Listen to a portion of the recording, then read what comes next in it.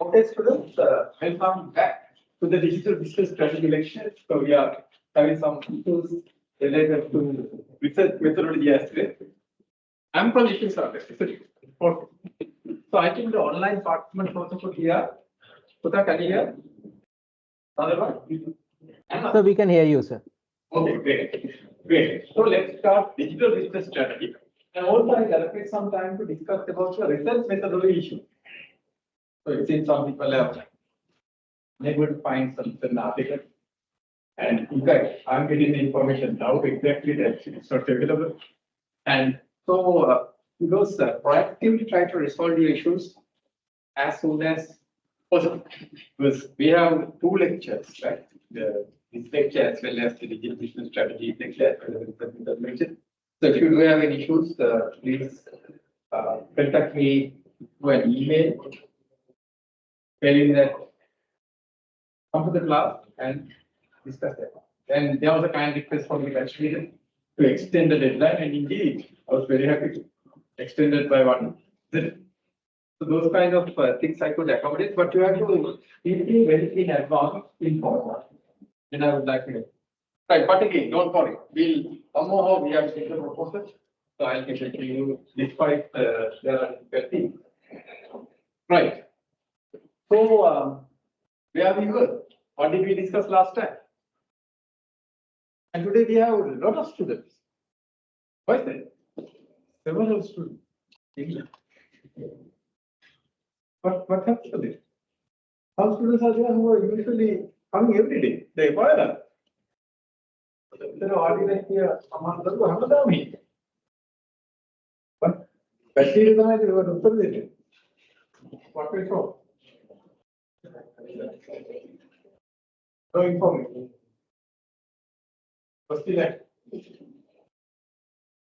Right. I really encourage, of course, this is recorded, that's correct. But I encourage taking part, like either online or physical. Right. So I really encourage that because then only you will focus yourself to the education activities and do the things properly. When I see some students who have not done their jobs properly, what I see is that they have not come to the lectures frequently. Usually that's my experience. If you do come to the lectures regularly, then a lot of issues are resolved in there and then itself. Isn't it? So therefore do participate in lectures and actively take part. It will help you to achieve your targets. Okay, that's the strategy for achieving your education target here. Right, never mind. So that day I gave you small classroom activity that's about the content marketing method. So let's move over there. So here you can see there are the content marketing metrics. So 49 students have submitted, but some students were quite late in their submission. So let's see. This Francisco 1 hour and 30 minutes late, 38 minutes late, but again, so it's only 1 hour. Not a big deal. Or actually 30 seconds late. Not at all a big deal. My God. Other one is 50 hours and 14 minutes late. That's a substantial amount of time. Compared to one. Then Ratnayaka, 2 hours and 48 minutes late. That's a bit too much. Then Chandrakanti, she's 3 hours and 21 minutes late. Then Ahmad is 12 hours and 56 minutes late. This has Vijay Singh. Miss Vijay Singh has got the highest record. Miss Vijay Singh is it? No. 5 days and 10 hours. So he is going to get the award this time. Colombo, another India, but the Colombo. Others are time good. Right, 16 hours late.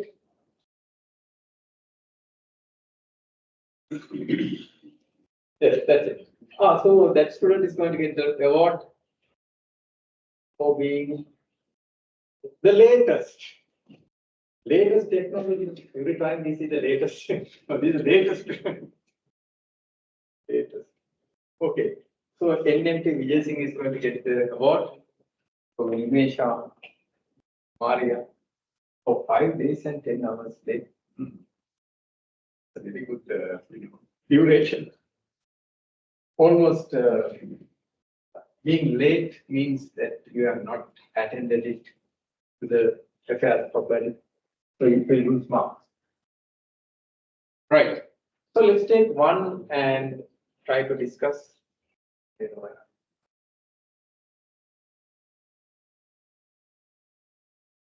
Right. So let's go ahead.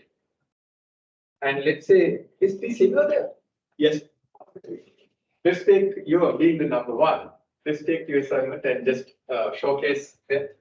In fact, I went through that. It's really nicely done. So that's why I'm selecting that. So he has taken Bhogavan Thalava plantation.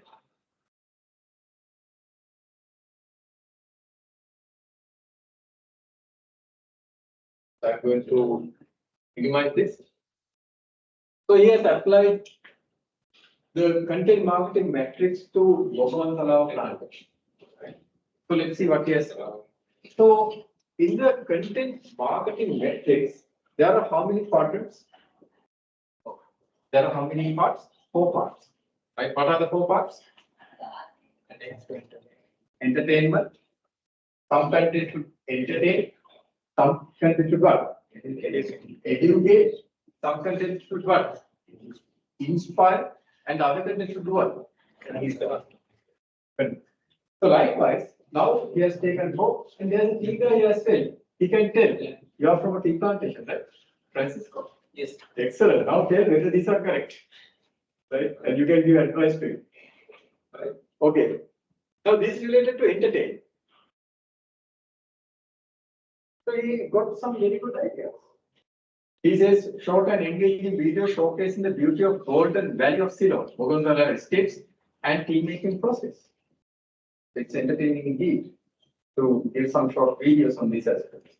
Then blog post with interesting facts about tea, its history, and its health benefits. Create a quiz about tea. Run a competition, asking customers to submit their best tea recipe or photo of themselves enjoying a cup of Bogondala. Develop a tea team game that can be played on their website or social media platform. Very nice things to entertain your customers. So, good ideas. Then educate. Yes. On different types of tea, brewing methods and recipes. That's education. You can share that with your customers or prospective customers. Ebooks on the benefit of drinking tea. Create guides on specific topics such as how to choose right tea for you. There are different kinds of tea. Then create infographics visually represent complex information as different types of tea and their characteristics. Issue press releases to announce new products, awards and partnerships. Yes. Education. To educate your customers. Then let's see how he's going to inspire his customer.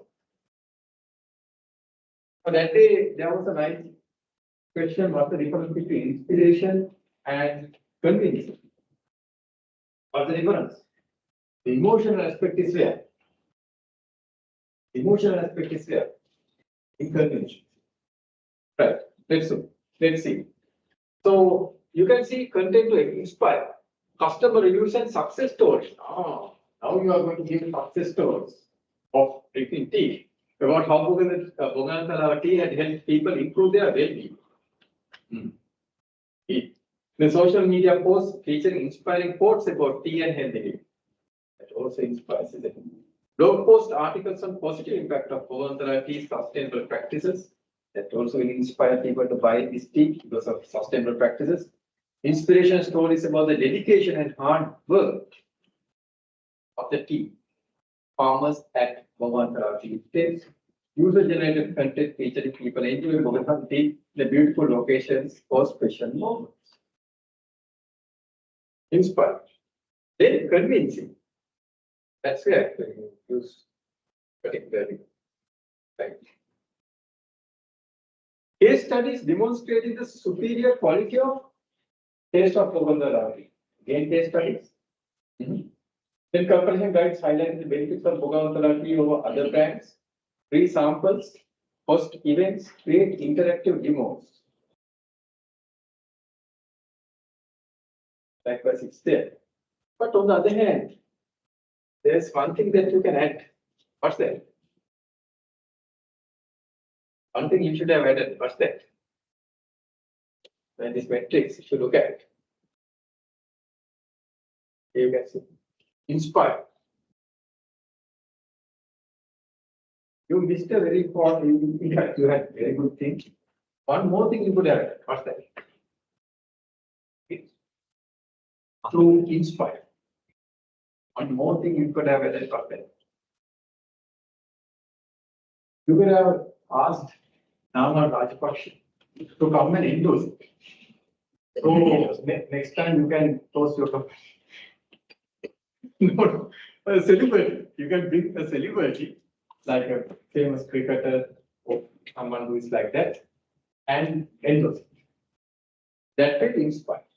Celebrity endorse. Some people should never grow for certain places, of course. Right? If you want to close down the company, then you could do those things. But again, on the other hand, what you could do is you can bring some people who are prominent in the society and ask them to endorse it, like famous cricketers or celebrities. Even publishing would be a good person because he is in culinary, right? But why not? He, someone who is famous or in some other aspect who is famous. So very nice, right? You got really good ideas in it. Okay, you got really good ideas in it. Celebrity endorsements, reviews, and kind of things. So yes, where you use the emotion, right? Particularly inspiration, right? Inspiration. So that's one. Another example we have taken where what we can apply the content marketing strategy. So now see in your companies, your own companies, really are they using it? I would have, you could have classified this now. If you had really gone a little bit in depth, you could see really are your companies selected are using it. So these are, it seems, your proposals. But you also could have told what they are already using and what's proposed. That would have been a value addition because then we can see and even we can use them this as a consultant. You can give them a consultancy that you can also use these these digital marketing metrics elements or dimensions to increase your sales. So it will inspire. It will inspire them to increase their sales. Right. So likewise, thank you, right? So I just took him as an example because I like his presentation as well as his work. But then I also give you some suggestions how you can improve.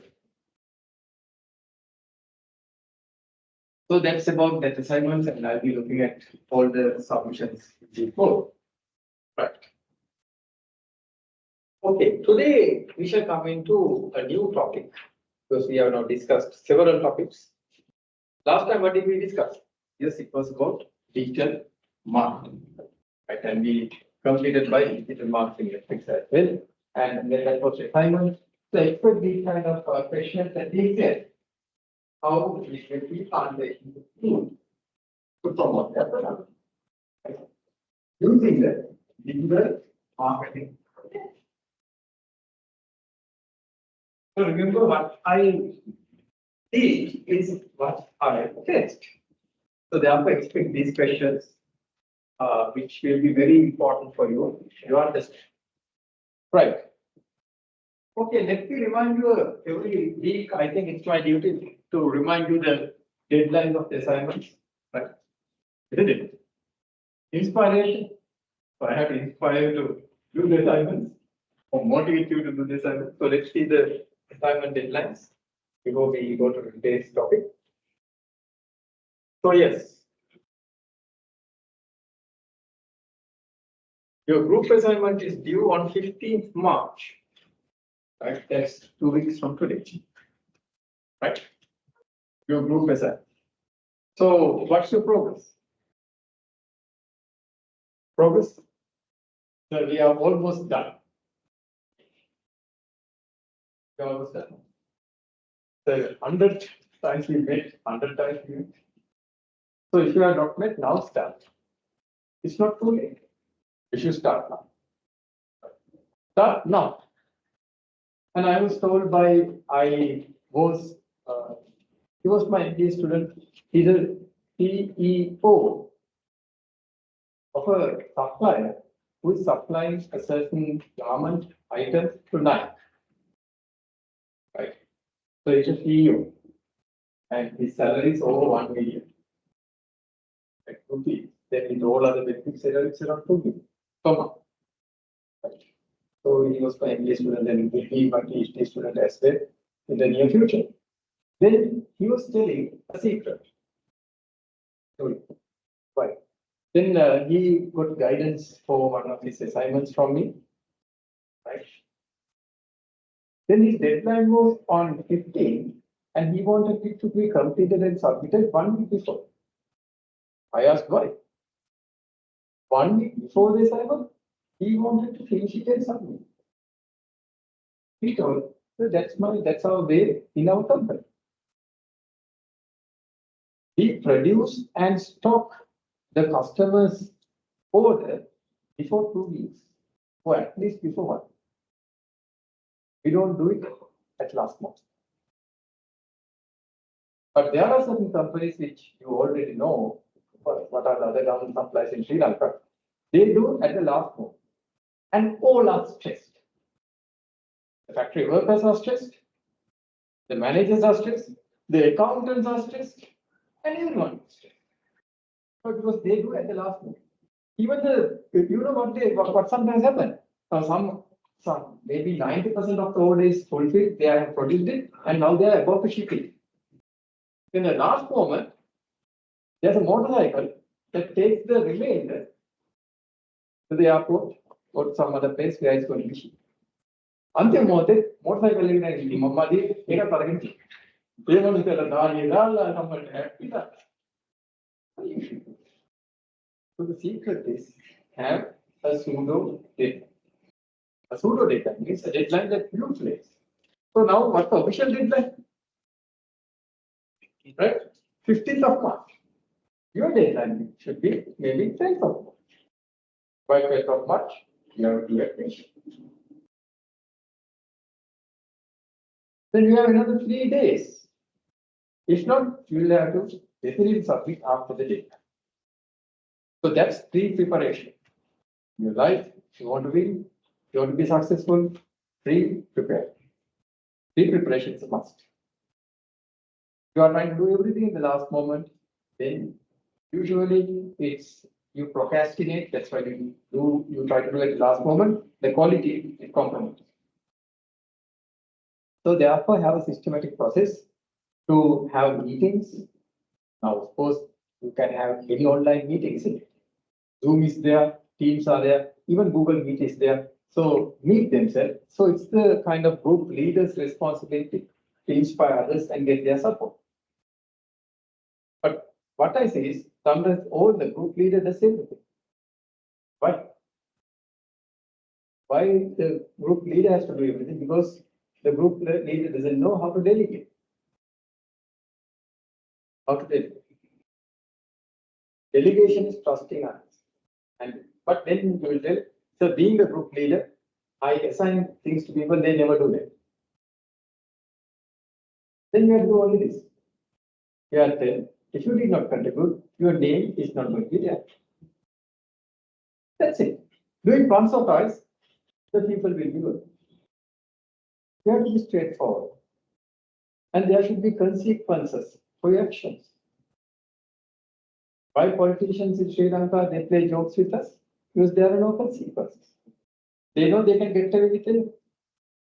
So therefore, you have to tell at the beginning of the group, even today you tell them. And tell if someone asks, tell Professor Ajbat also. What did he tell? If you do not contribute, sorry, we are not going to include your name. We are not going to include it. And please do not do that. If you are an ethical person,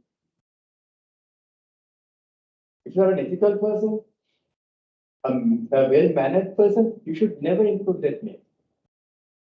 Because you are doing what? A fraud. If a person has not contributed, but putting that person's name is what? It's a fraud. Malpractice. It's malpractice. Plagiarism. Academic dishonesty. Be a moral bankrupt person. You should do it. All group leaders and members, make sure you wouldn't put any name who had not contributed. Fair enough? And you have 2 weeks now. Even if you have not done it now you have 2 weeks to give the support to the group leader. But if the group leader does put your name, if you even had not done that, that group leader is a useless person. Morally bankrupt, a fraudulent person, right? You are not helping, you are helping inefficiency. You are helping a fraudster. You are a part of fraud. So do you want to be a fraud? If anyone needs to be a fraud, isn't it? So therefore, till you have time, the group activity, don't put the names of the students who did not contribute. If they ask you, why don't you put my name? Professor, you are told not to do so. Then want to worry. I cannot be a fraud. I cannot be a fraudster. I shouldn't be a fraudster. I cannot be a dishonest person. According to my religion also, it's a dishonesty. It's what? Aiding, abetting fraud, which is not a good thing. So sorry, I cannot put you. Do that once or twice. That person will what? Correct that person's belief. From the next time, this is only an assignment. But that person will learn that lesson and practice it. I think I can see that. Some undergrads are doing that. Java. So they told, no, we are not going to put credit. Because we did not credit. I told that's an excellent work to do. You might feel that you are doing something harsh. No, it's not harsh. You are trying to help that person to do things correct. Listen, we have to always try to help the other people to improve it. So therefore, kindly don't do that. It's your decision to be an honest person or not. Right? That's completely yours. I cannot, and I'm not going to verify that test. There are ways to verify that, but I'm not going to use those ways. It's totally active. But try to do it in a proper way. But what I'm going to tell is set the deadline around 12 for your purposes and get the support of all. So you have at least 5 or 6 members in your groups, right? Am I correct? So get the support of all and get it done. And tell them today itself, if you are not going to support, if you are not going to contribute, sorry, we are not going to put credit. Put also, Professor, word Professor. Magarogi, advisor, you done it. Done ඉතින් අපිට ඊට පස්සේ ඒක කියන්නේ අපි morale බෑන්ක්‍රප්ට් ලු පොලිටිෂියන්ස් වත් එක වෙනසක් නැතිලු අපි මේ ඉතාමත්ම වංක පුදුල වෙනවා ඒකම බෑනේ ඒක නිසා තමයි මේක මෙතන මේක නම් දාන්න බෑ දැම්මොත් නම් මට අර ඔක්කොම ආගන්න වෙනවා මට ඔක්කොම ටයිප් ටික ලැබෙනවා ඔක්කොම මට නම්බුනම ටික ලැබෙනවා fraudster the dishonest person the morally bankrupt ඔක්කොම නම්බුනම ටික therefore let's try to make a difference. Let's try to make a difference. It's for their own good. Okay. So therefore, just a reminder, your group assignment is on May 15 of. Then after 1 week of that time, then comes what? Your individual assignment. Take it in group pair, individual assignment. So that's on 23rd March. So you are supposed to give these things. It's a nice Saturday, by the way. It's a nice Saturday.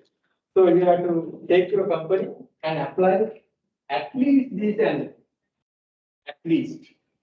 At most, you can select any kind of other analysis to do a market situation. What are the techniques proposed that German use? What? Pestle, cows, Porter's fibers, Porter's diameter, any other analytical technique that you would like to apply. Even Porter's fibers you could apply. And you can even apply the new model of value chain as well. It's completely applicable. You might guess and apply several. So I have given the parts of that assignment as well, the introduction, the analysis, the interpretations, conclusion, and recommendation. So for what? For your allocated company, not for anything else. And I will double check it. Whether you have done your assignment for your allocated company. If not, you might have done it, might be it will lead to intentions. If not, it will be taken as a malpractice. So therefore, do the things for your allocated company. Right. Right. Any clarifications would you like? Is it clear? Fine. Is it clear? Good. It's all good. Okay. If you do have any questions, questions comes when once you try to do it, isn't it? Currently, what are the questions? It's a demo what time. Don't wait till the last moment because somehow you have to do this. Then why would you start now? Plan it. Yes.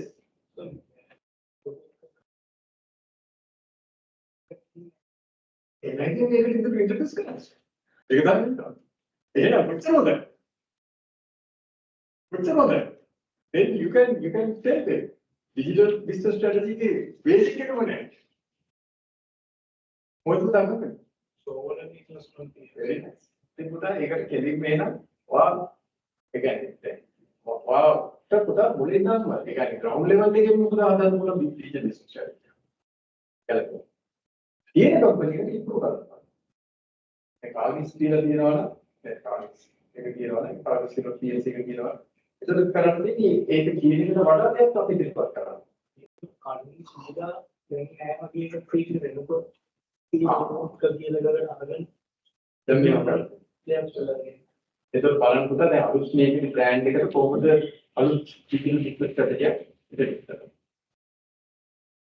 Yeah, in a way, but fortunately, to develop one from the ground. The patch करने में, improvements में suggest करने, और आते. So good question. So my company also said doesn't have one. It was existed before, but it's not. The page is not available anymore. Okay, then you can develop from the ground, on the scratch. So, but when we click that link, it leads to the parent company's website. Okay. So it's not actually what the allocated company's website. So I take as not existing and yes, because if that parent company's website is not good enough, then and it doesn't now. The same thing applies to SAP also. You go to the parent company's website, isn't it? Seriously. You don't have a website also, but there is a page. So see, at least in that parent company's website, at least some mentioning is there about the products and about the company, what. So that's what when you rename or when you acquire a company, it might be the case. Good such. So it seems that you are thinking very carefully and what you are trying to develop a new digital business strategy for your company. Any other questions?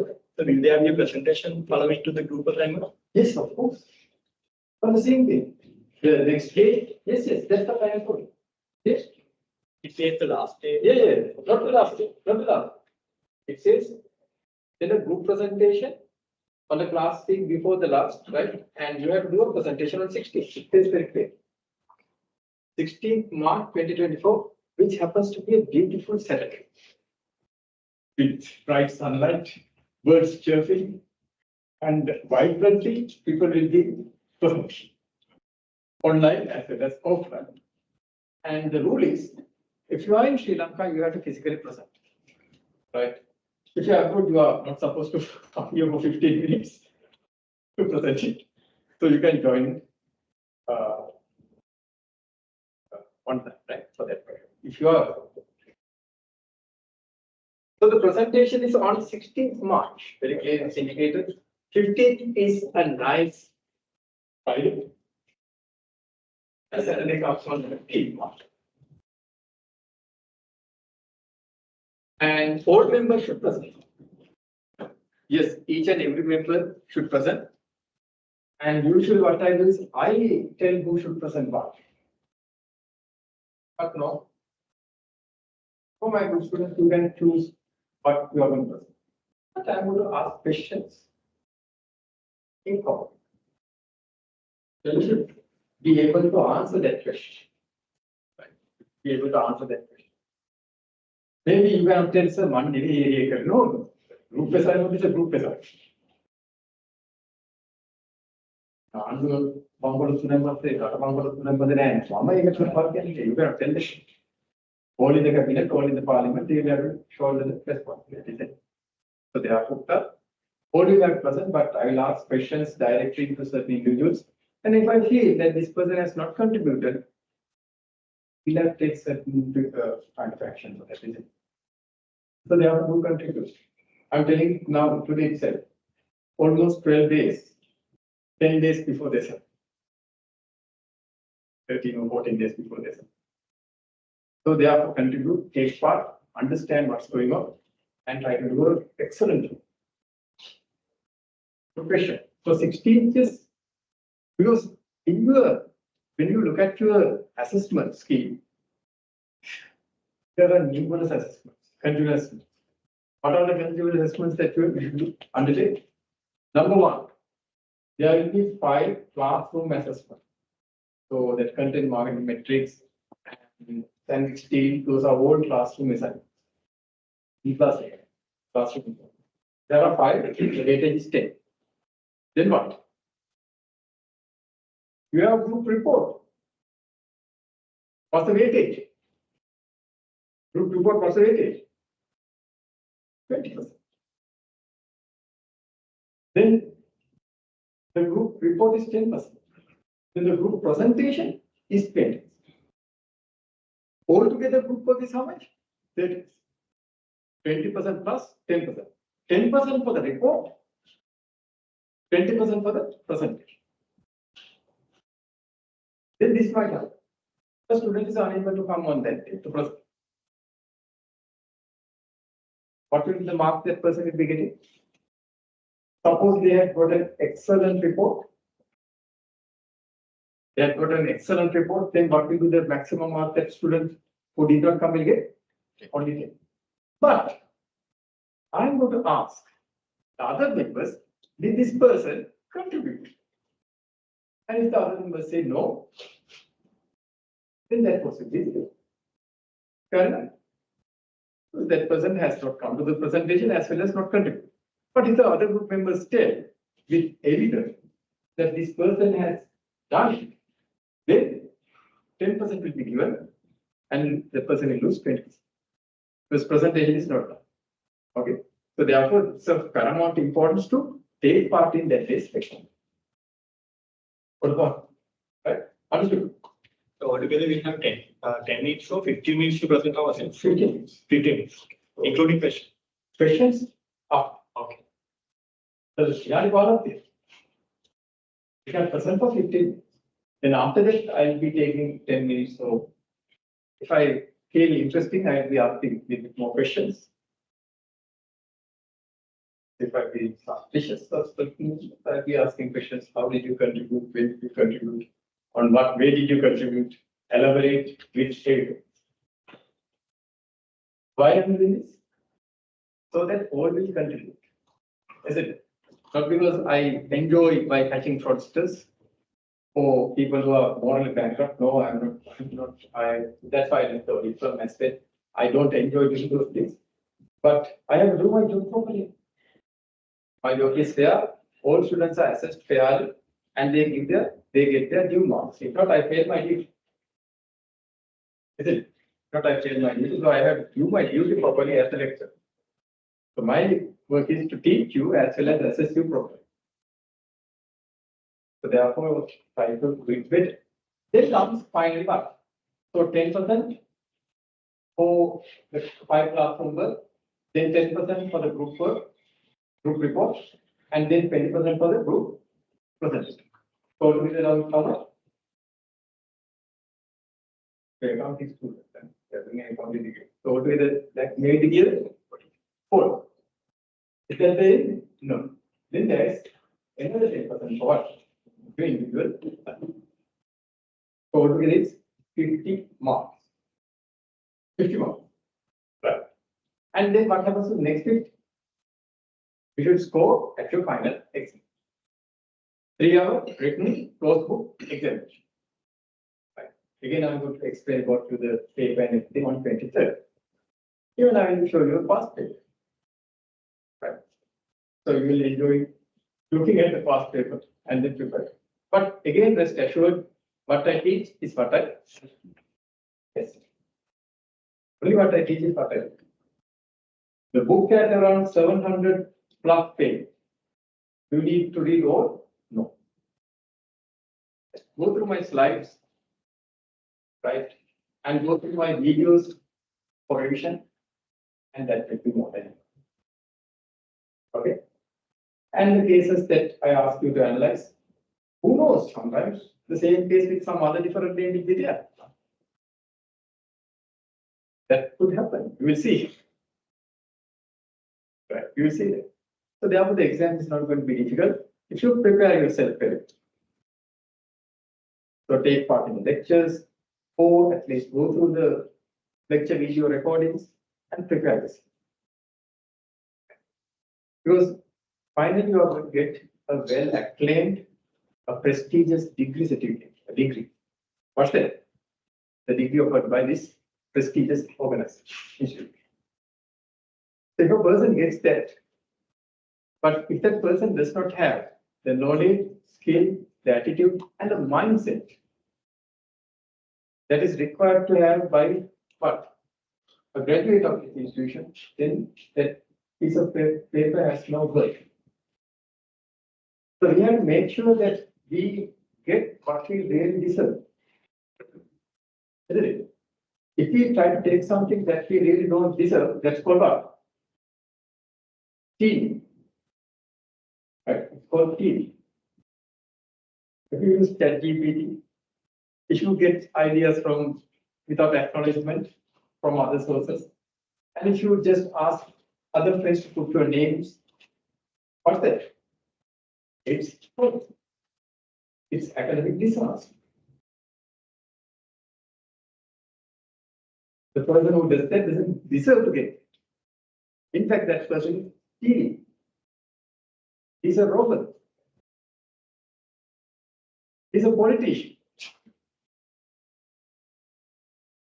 The typical politician who robs the wealth of the people.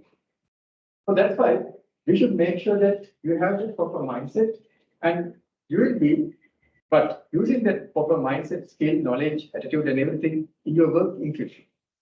And to be a proud SAB graduate. So that's how noble works. So through this process, that's what we are doing. Gearing you to the step.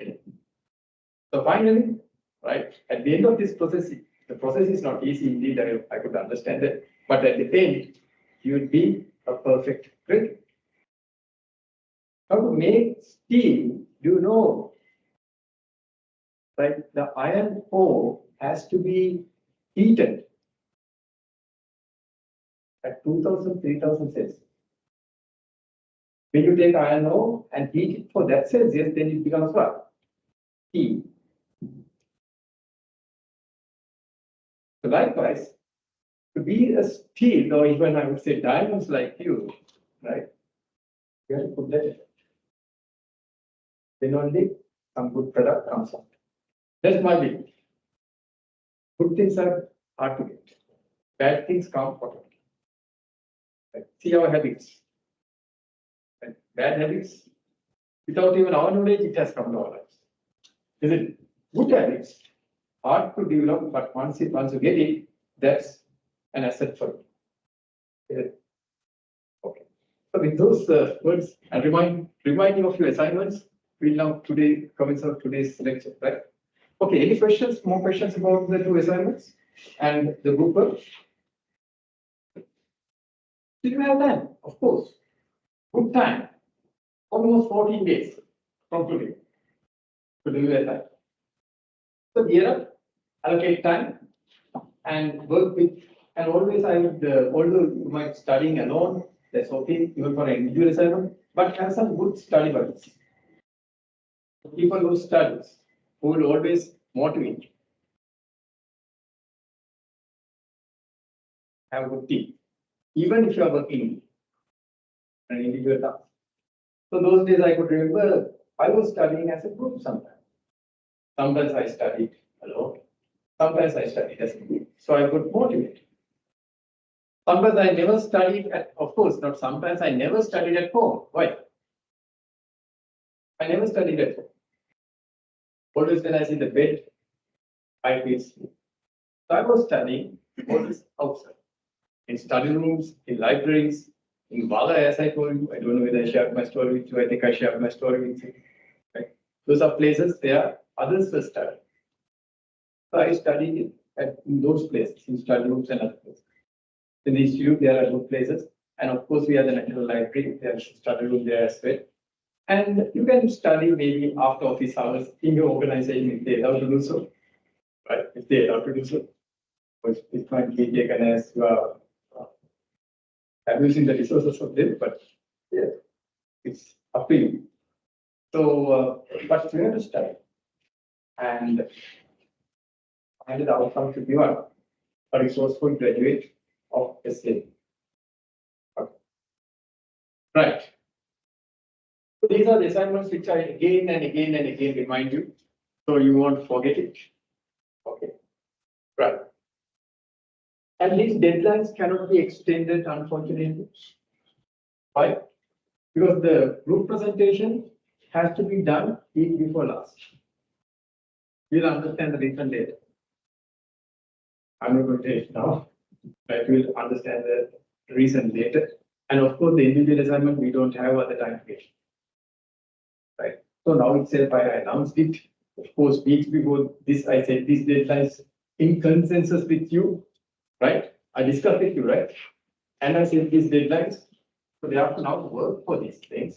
And unfortunately, I won't be able to extend these deadlines. These are at the tail end of the sense. Part 2. Got the point? Okay. So today, we come to a very new topic that's called CG. CG stands for what? Corporate governance. And we see corporate governance and digital business strategy. But before that, we have to understand what's corporate governance. So can you please go to CG part 1?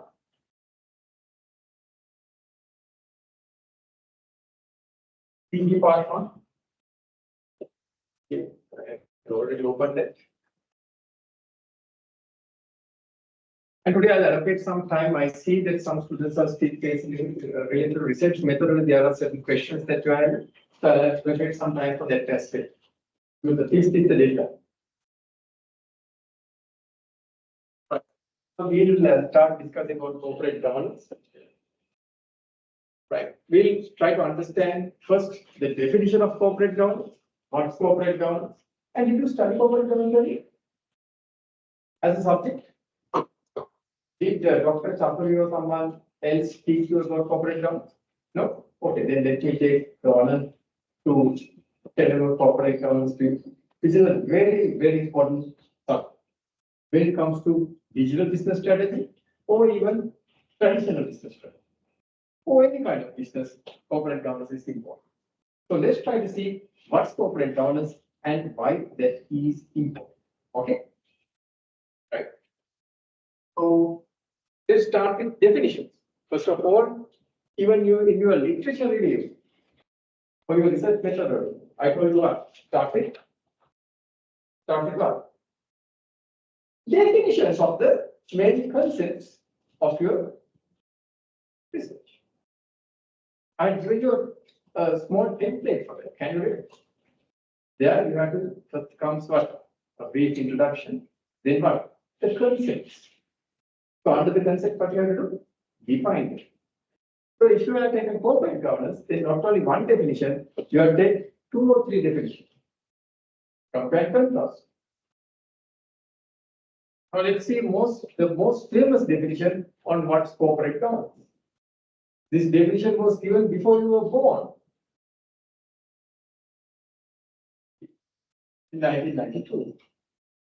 In 1992, right, a committee in UK called the Cadbury Committee, which was headed by Sir Adrian Cadbury, came up with this definition in 1992. How did this committee define corporate governance? It was a simple definition. The definition indicated corporate governance is what? The system by which the companies are directed and controlled. What corporate governance is the system by which companies are directed and controlled. So you see the definition? Okay. Cadbury Committee 1992. This definition is so important, so why not you underline it or highlight it or do whatever that you want. The system by which, let me take a highlighter here. Highlight. So these are the definitions of corporate governance, the most famous definition.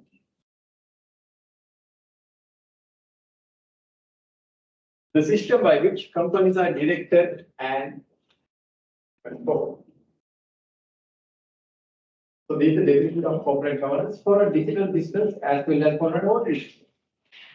Because of the type of business, all businesses should have corporate governance. Not only businesses, a country also requires corporate governance. A university requires corporate governance. Even a family requires corporate governance. A system by which companies are directed and controlled. So if you closely look at this definition, if you very closely look at this definition, there are 3 things that are prominent. In fact, there are 4 things that you can see that are prominent. One of them. Now let's take the pen. The first thing is, it's a system. It's a system. It's not a one-off activity that you do on 1st of January. In 1st of January, what do you do? In all our organizations, what we do on 1st of January? We boil meat, isn't it? But in all our organizations, do we boil meat? No, unless it's boiled in your homes to drink. You don't do it. It's not a ceremonial activity like that. Corporate governance is a system that should be implemented 365 days, 24/7. A system also, remember, has what? Inputs, processing, and output. So this is a comprehensive system. Comprehensive system.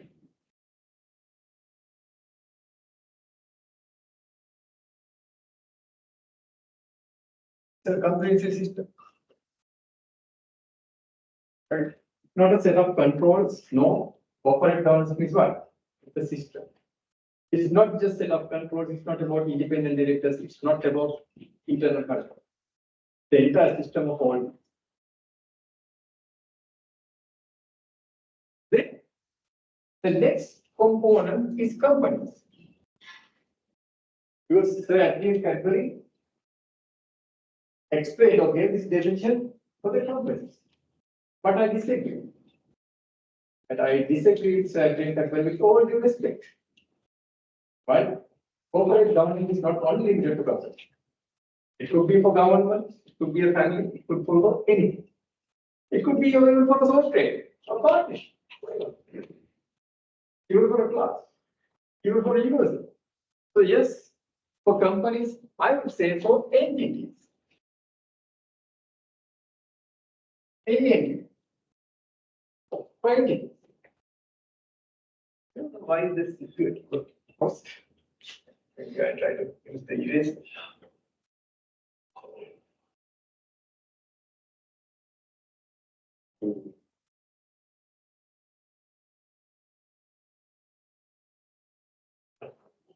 Entity. It's for all entities. So it's a system for all entities and it tells about two things, direction and control. So these are the next two important ones. Direction and control. So if you are asked to define what's corporate governance in the exam, you have to give these four key terms. What are the four key terms? The system is for all companies, for all entities, and it explains about direction and control. So this is the usual definition we use for corporate governance. But let me elaborate direction and control. What do you mean by that? Direction and control. So maybe what I'll have to do is I might have to now go out of. Here.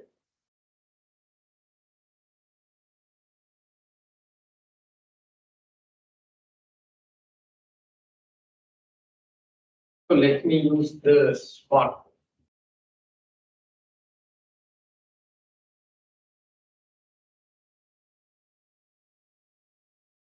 Here you will see that there are two main functions of corporate governance. Two main. What are two main functions? One is direction, other one is control. Direction and control.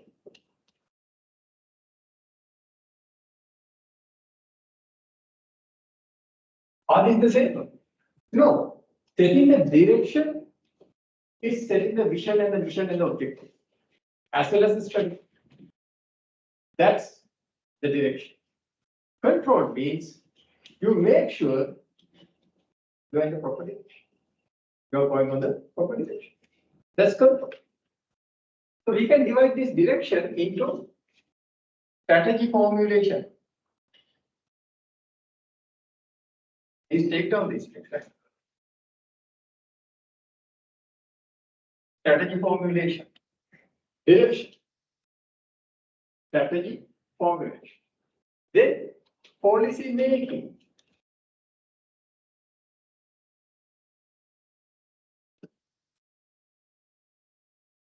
Policy making. Direction, strategy formulation, and policy making is for the direction, for proper direction. Strategy you already know. You have a proper strategy for the organization. Policies are also important for the internal purpose. For internal purpose, what are the policies? Operations policy, finance policy, marketing policy, etc., etc. Policies. Operations policy.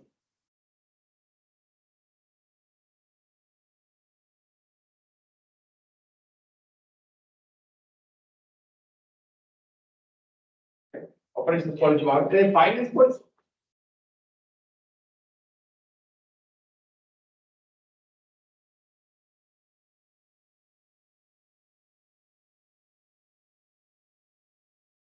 So this is about direction. Some people call the same thing as performance.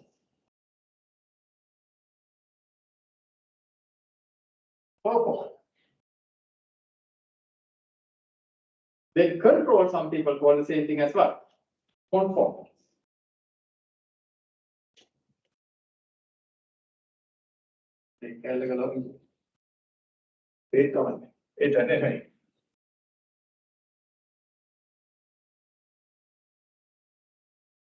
Conforms. Control is conform. Conforming to certain what? Standards. So control also consists of two things. Please take note this. Going to be very important for exams. Number one, monitoring and supervision.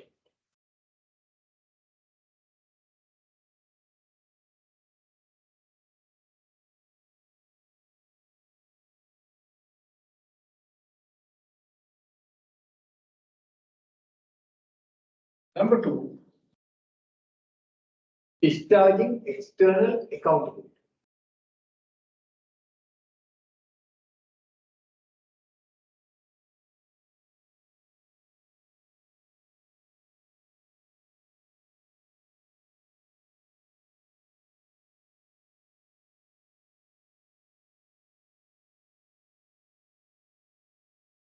Discharging external accountability. Conformance and performance. Direction and control. So Cadbury just told direction and control, but in fact we know, we can understand that there are two subparts each under these two divisions. What are the subparts? These under direction. Then control, these are the two subparts. Monitoring and supervision, and then what? Discharging external accountability. So see, Cadbury told all these things in that simple definition. What's corporate governance? The system by which companies or entities are directed and controlled. Direction has two components. What are the components? Strategy formulation and policy making. The conformance dimension or control dimension has two dimensions as well. What are those? Number one, monitoring and supervision, and then what's the next one? Discharging external accountability. How do we discharge external accountability? By giving financial statements. You give financial statements to the outside and you discharge your accountability. You hold accountants do that. That's part of governance. That's part of governance. Whether you like it or not, we have to do it.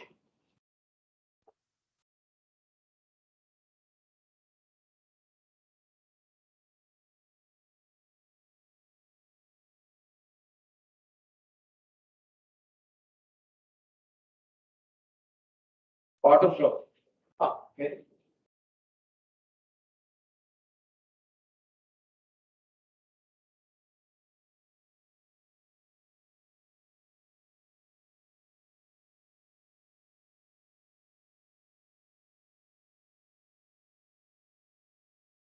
Politicians, no. Politicians. And that get to the end of it. Right. So that's the definition. One definition of what? Of corporate governance.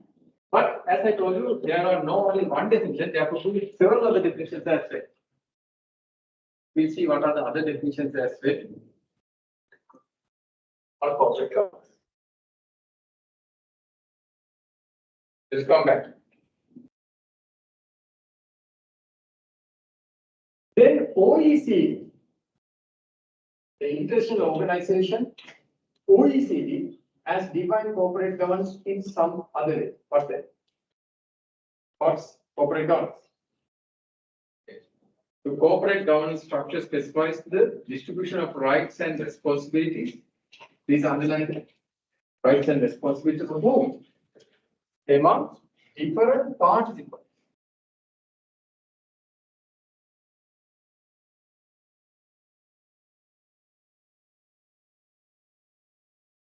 Again, highlight rights and responsibilities among the different participants in the organization. So these are called stakeholders. Who are the stakeholders? Board, managers, shareholders, and others. Other stakes. So here now you can see it takes a very broad definition of what's corporate governance by taking what all stakeholders of the. Who are stakeholders? Who are stakeholders? Who? Yes, people who could influence and be influenced when the company achieves its objectives. That's one definition. But what's the usual definition that we day-to-day use? Stakeholders are interested parties who are interested in the company's activity. But the first definition is more broad. Right? Stakeholders are could be an individual or a party, a group that could influence or be influenced when a company tries to achieve something. That's a more broader definition, isn't it? Or you can take the simple definition of a stakeholder is a party or an individual or a group who is interested in the company. So both definitions are. So here, the corporate governance defined by OECD is quite broader than how Sir Jim Cadbury had defined what's corporate governance, isn't it? Right. So as I told you, there are two main dimensions of corporate governance. What are those? The functions of the board. The functions of corporate governance. What are the two main functions? One is performance. The other one is what? I use two other terms for this. What's that? What are the two terms I did use? For performance, what did I use? What did I use? Control. Control.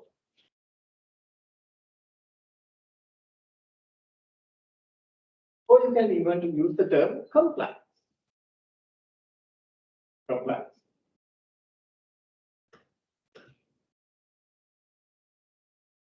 Compliance. Then performance. What's performance? Direction.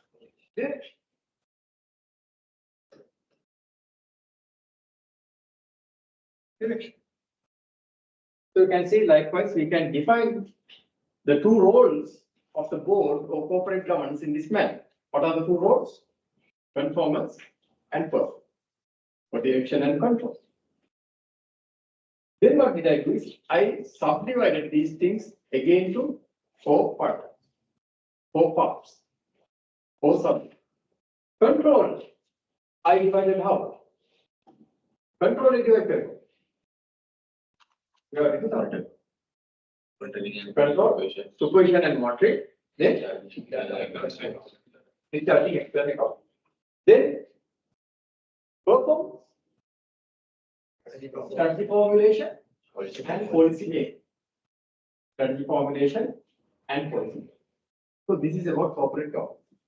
Whether you are a tiny entity or a large entity, all these four functions should be done by the mechanism that's responsible for corporate governance.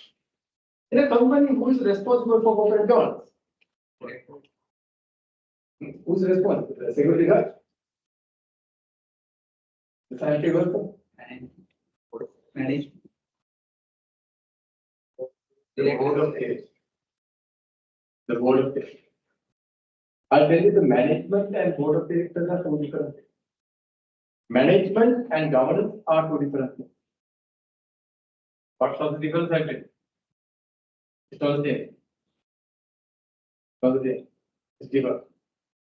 Governance stands for the direction and control. Management is for the execution. You should never interchange these two things. If you try to do that, then there will be a massive problem. Governance should be done by one party. Management should be done by the CEO and the other manager. The board of directors should be a separate board of directors. So there's, I'll tell you what others. Is this clear? Direction and control? Performance and conformance? Is it clear? These are the two main roles of the board of directors. Right. Okay. Now, if you take a company, of course, you can see board of directors. Now, let's go to the chartered institute. Do you have a board of directors? Do you have a board of directors? What we call it? But always things are called board of directors. The chartered institute, now, the chairperson or the president is Mr. Asian Group, and the vice president is who? Mr. Tishan Subasingh. What we call it?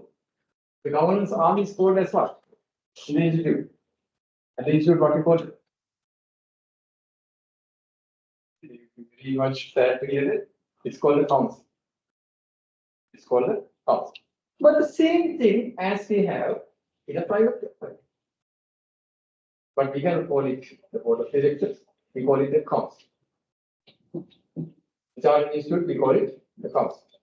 In a university, we call it the senate and the council. Here we have the board of management and board of studies. At the same. The board of management, I am also there. So we had 2 days back, we had a board meeting. Came here, and I was requesting the usual thing I always request. First thing, the website. Where's the website? And they agreed, yes. As soon as possible, we'll be bringing that website. I told them, yes, I'm waiting for that to see the website. So likewise, we use different names, but it's the same thing that they do. What's the same thing that they do? Regardless of the board of directors or a council or whatever you call it. There are 2 main functions of those. What are 2 main functions? Direction and performance. Performance and performance. Those are the 2. Take your own organization, if your directors are there. Take any activity of them, and it will be classified under this pocket. Either it's policy making or either it's strategy making. What's the difference between policies and strategies? By the way, This is the rules that we have to. very good. Strategy. Rules are for internal purposes, isn't it? Now the financing rules, then operation rules, accounting rules, those are for internal things, isn't it? Rules. The internal rules and regulations. But strategies are from outside. You look at the outside, not internal. You cannot make strategies by looking at inside. You look at outside things and then you formulate what? Your strategy. Internal and external. That's the difference between what? Strategies and policy. Good point, very good. Then we come into the other side. That's what? Conform. Monitoring and supervision, and then external accounting. So take any function of the board of directors that your companies or whatever the entities do, you can classify all these under these 4. Right? එතන මේ 4 එකට දාන්න. 4 එකට වඩා වැඩියෙන් දෙයක් කරනවා නම් ඒක governance එකේ පාර්ශ්වයක්. Right. So director is doing day-to-day functions. Right. Day-to-day function. Then that's not his or her job. That's really an employee. We call them executive director. I'll tell the difference later. But you have to understand this. Right? The true governance comes with what? Setting the direction and monitoring and supervising whether it's going in the direction. The management has to execute that. The management's role is what? To execute those directions. CEO and other top management they are not well. It execute that. Direction is it current. The board of directors. So there's a huge difference between those 2. Yes, some directors might be involved in day-to-day operations. So we call them executive, who are in fact employees and who get a salary for that. But then we have independent, non-executive directors. I'll teach you what are those things like in time. Because in governance, we have to differentiate these. We have to differentiate and understand what are these functions. Okay, I think now you got a very good idea about conformance and performance. Any questions? Questions there? The questions next. Okay, let's then move ahead. Okay, same thing is here. Strategy formulation, policy. Right? So this is outward looking. You make strategies for outside by looking outside. You provide accountabilities for outsiders. Giving what the shareholders, those are outsiders, is it outside the organization? Of course, they are owners, but they are outside the organization. That's how you give financial statement. That's because, but policy making, I know, it's inward looking. You make the finance policy for the organization. Internal. You do the operations policy for the internal purpose. Then monitoring and supervision, as I told you, are again inward looking because you are doing that for internal purpose. Usually, whether the directors, the other executive directors, as well as the management are doing that job profile. That's monitoring and supervision. So you can see these compliance activities are past and present purpose. Right. Compliance is about internal. So this is about compliance.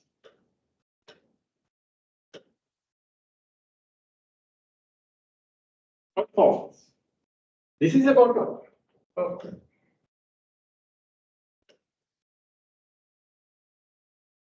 This is what I do. Performance. 1, 2. And what? Performance. What are the two? And these are now these are the roles of the board, and these are done through the CEO and the management. The management will have to execute this, put into operation. So this is corporate governance, two functions of the governance mechanism of any entity. Now, if you look at the government in Sri Lanka, we have cabinet, right? If you take the cabinet as what? The board of directors, we don't call it the board of directors, but let's say the cabinet is the board of directors. Who is the chairman of that? The president of Sri Lanka. Well, who is the CEO of that? Who is the CEO? The prime minister. The prime minister is the CEO. So that's how it's structured. So remember, that's why usually we have to differentiate between the chairman and the CEO. In certain companies, it's combined. Do you think it's a good idea to combine the CEO's role and the chairman's role? Do you think it's a good idea? No? Why? Why do you think it's not a good idea to play both roles by the same person? Why is that? Too much power. If both roles are played, now what are the two roles I was saying? It's an applicable. Now it says the chairman of a company and the CEO of the company. What's the difference?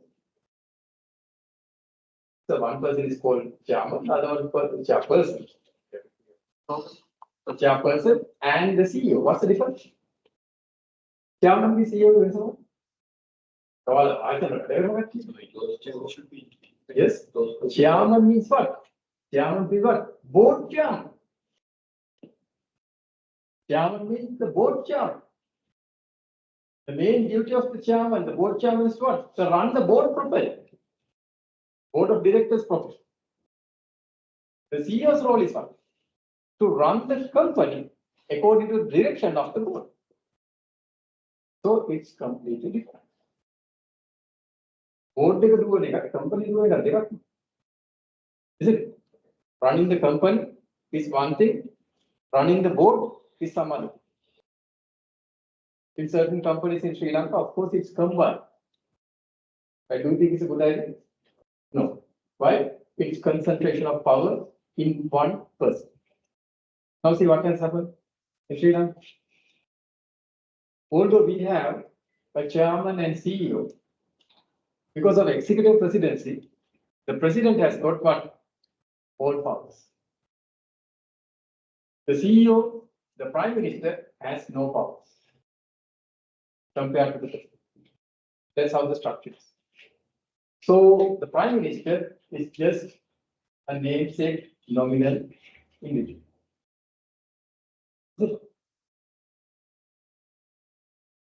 If you can afford to go to the air,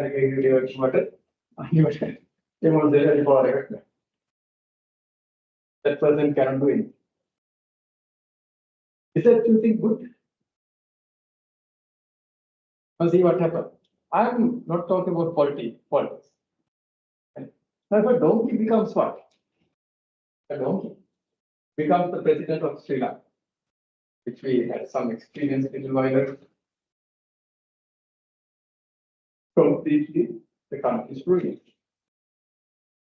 No one could do it. Because the donkey has all the powers. Can you understand? If the donkey has all the powers, then that's the end of the story.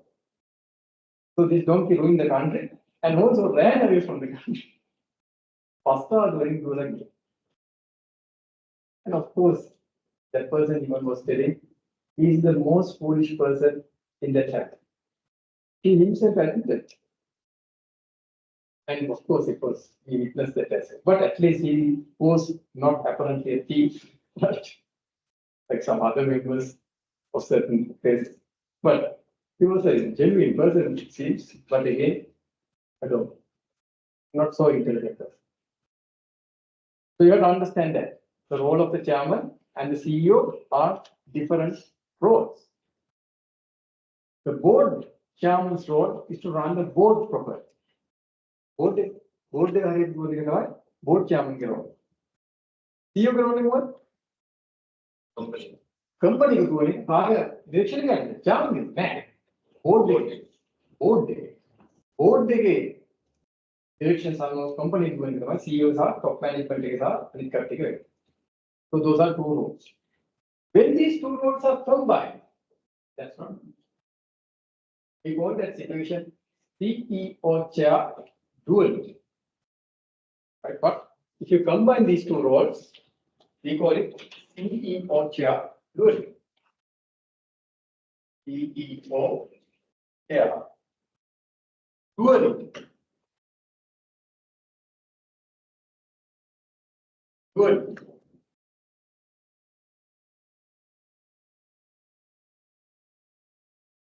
When you combine the roles of the chairman and the CEO, which is not good. Why? Too much power with one person. In Sri Lanka, we can see that in particular family company, the CEO and chairman are so different. Do you think just in a governance perspective, it's a problem? But in a family company, do you think it's okay to have the CEO and the chairman both the same person? It's not a big issue. Because in a family company, it's a family company.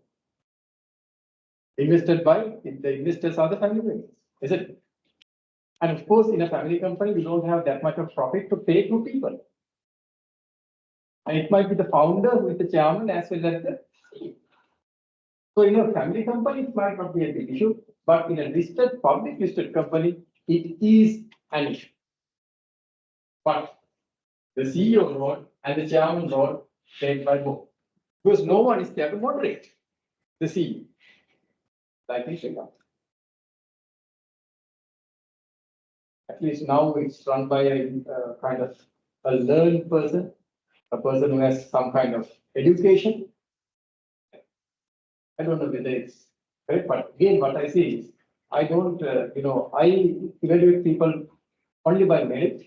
But if this man was not there, I wonder where Sri Lanka would be. At least this old guy came and took over the reins of the country.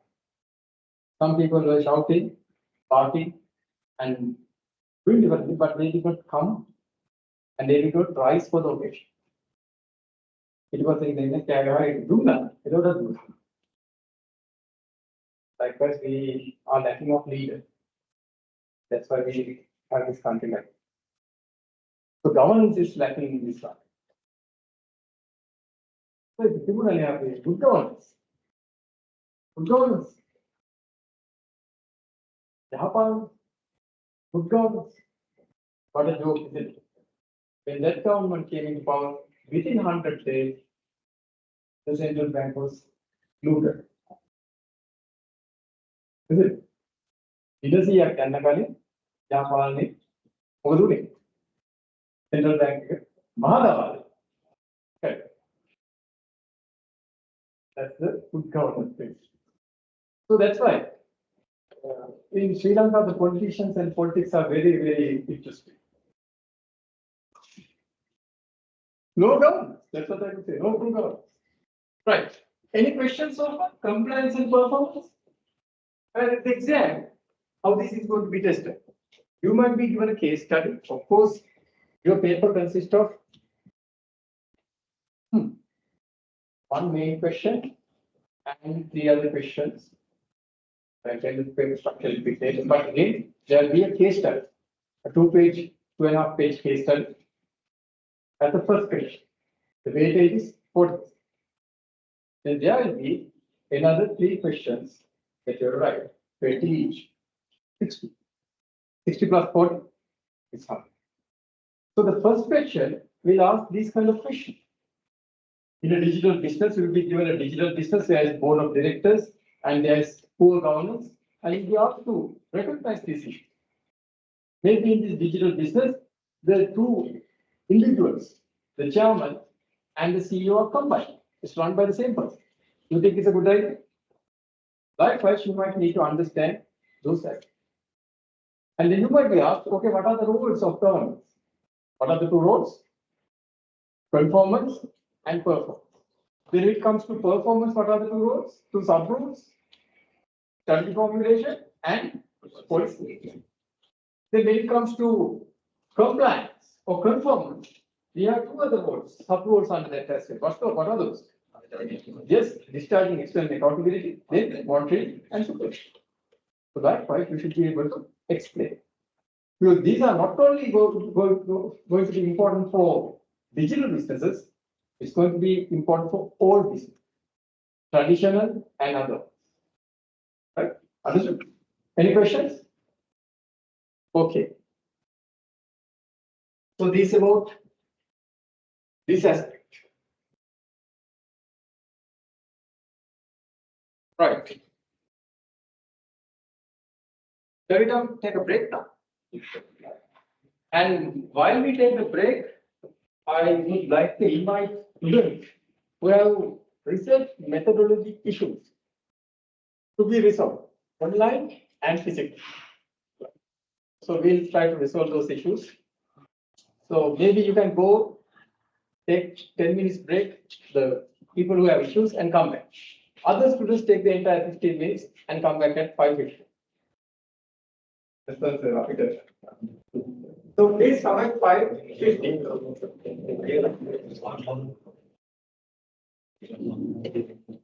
5:50 PM.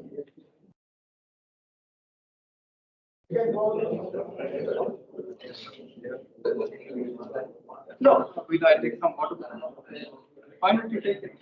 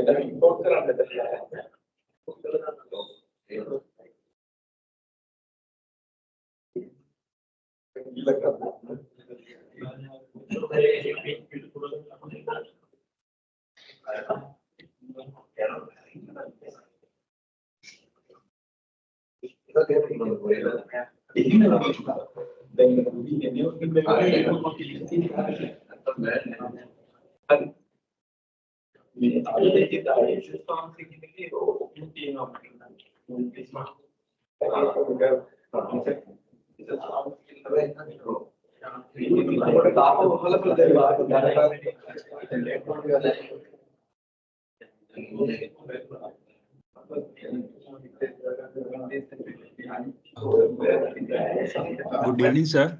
Can you hear me? Can you hear me, sir? Yes, Mutha, we can hear you. Sir, I am Janit. Can you give me your comment on my PPT slide which I uploaded in LMS? Yes, Mutha, I'm resolving some issues here, but we'll come to that.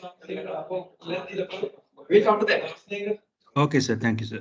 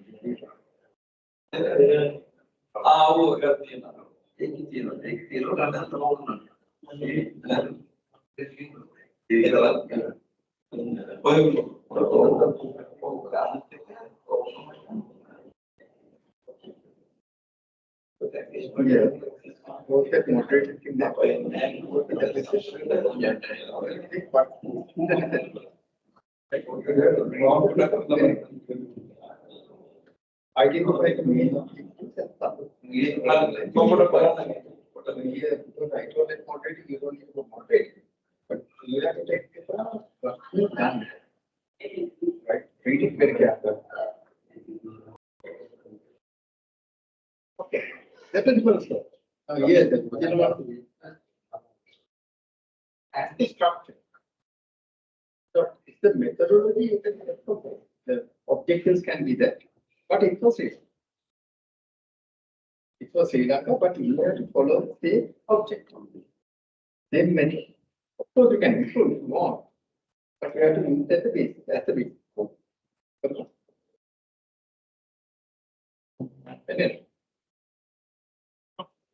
Because I think they better to take a career.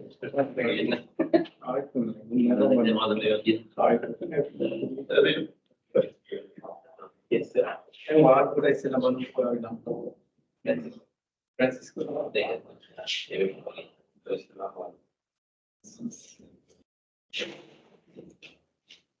And that's good. Influence of financial resources.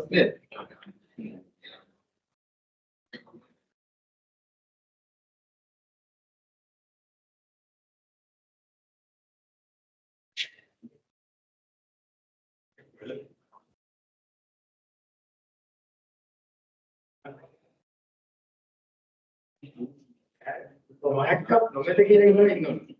ඒක. ආයෙත් කරනවා. Colour හැක්කක් නොමැත. දැන් අපි බලන්න ඉස්සෙල්ලා බොම් download කරන්න ගියා. කාණේ බෝඩ් දෙකක්. නියමයි. බෝඩ් ඉතිකස්ද? බලමු මට click.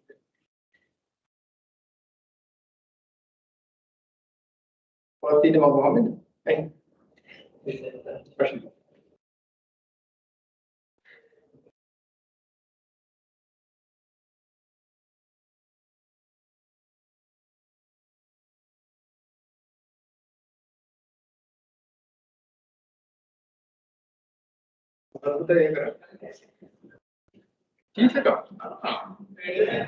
plantation. Malwa. Kita kita अपनी क्लास का तैयारी लपट रखते हैं सामने मगर देना बस देना किस पर बस फिर वाइट के बाद वाइट नहीं ओ भाई इली की रखी है बात है नाम बात देखना एक second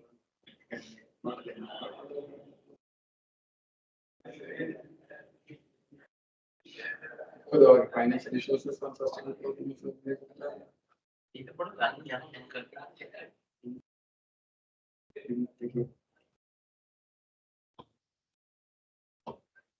Digital government.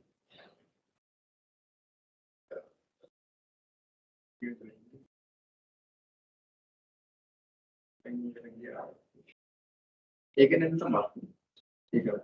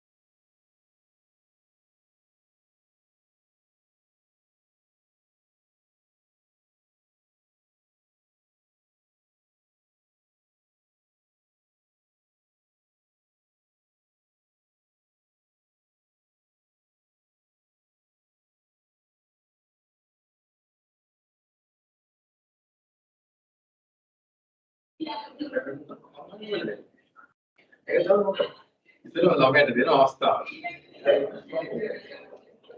Ini namanya log kan jadi begitu.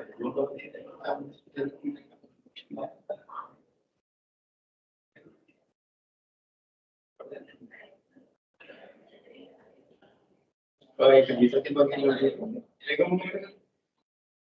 Kita देखते हैं पर्सनल अभी दूर गया थे नहीं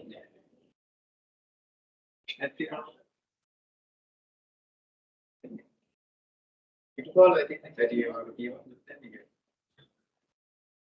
होता है आर्टिकल बदल में मैनेजर रोल है टॉप लेवल है ठीक है डिग्री अगर क्वालिटी आर्टिकल हमारा तैयार दिया मिस्टर ने और किया दे रहा तो ये क्वालिटी है क्या article kalau artinya warga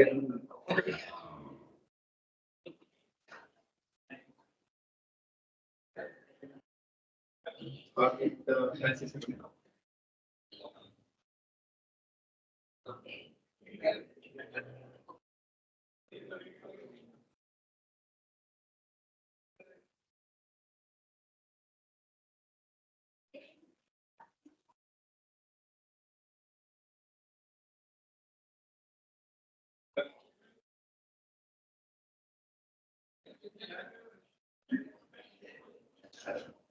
Thank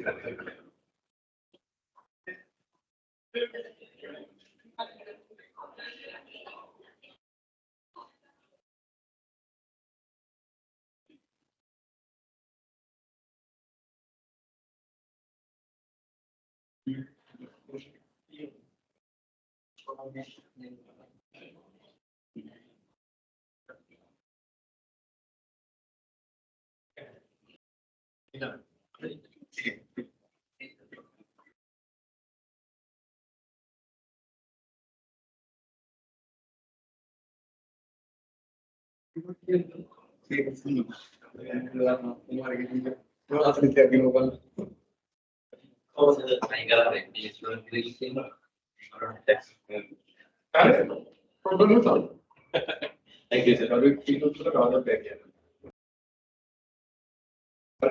Not cover.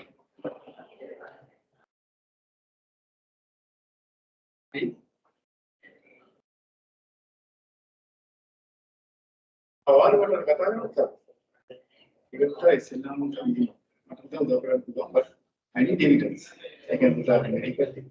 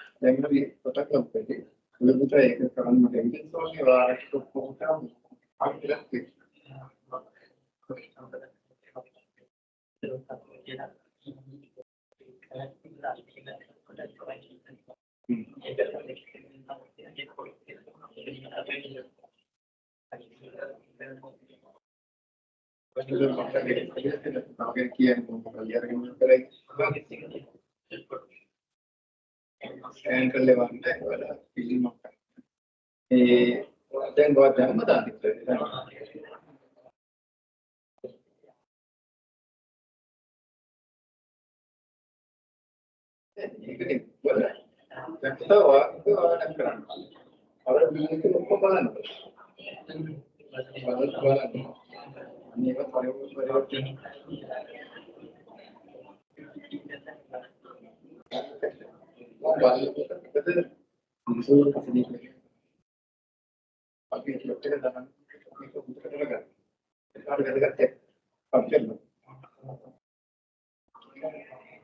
then what the articles keep established.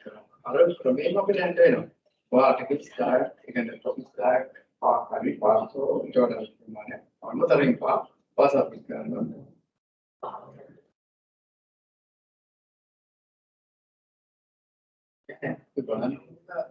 articles what are they?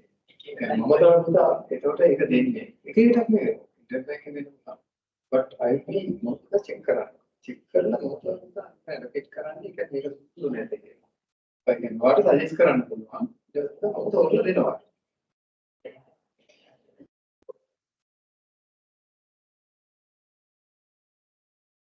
Take a look at the update. It was already. Udah mampu kita ni show ni gimana? Then walker mat ni, हमारे उधर South End में kan dia mungkin kena हमको ඒවා prevent කරන්න තරමට මම මේකේ දේවල් එක චේන්ජ් කරා. ඒකට ඒක කරන්න බෑ. මොකද ඒක නෝට කරද්දී ඉපද කරන්න කියලා. ඒක කරන්නේ නැහැ. මට තේරෙන්නේ මොකද මේ වෙන කතන්දරයක් විතර යනවා නම් ඉන්නේ පටේවලා. ඒකත් නෝෂෝ කරන්නේ නැහැ. හරි වැඩේ කරනවා. ඒතකොට ඒක මම කිව්වේ ලියන පාර්ට් වලදී මේ ටොපික් එක කරපු හොඳ ආටිකල් එකක් අපට වෙන්නේ. ඒක තමයි අපිට ප්‍රධාන ආටිකල් විදිහට ප්‍රැක්ටිකල් වෙන්නේ. අපිට තේරුණා. ආටිකල් එකකින්ද ආටිකල් පහක් කියනවා. අනේක. ඒක වයික උදාහරණ කොහෙද දාලා මොන්නේ? කොහෙද? ලින්ක් එක කියනවා. ඒක තමයි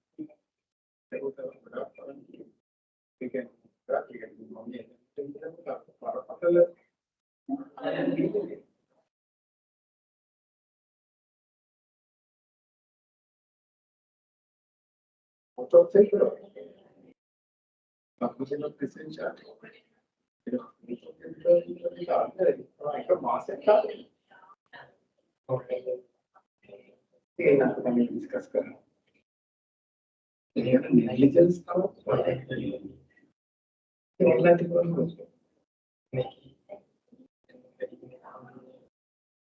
सारा हमने शिक्षण में ये कौन सा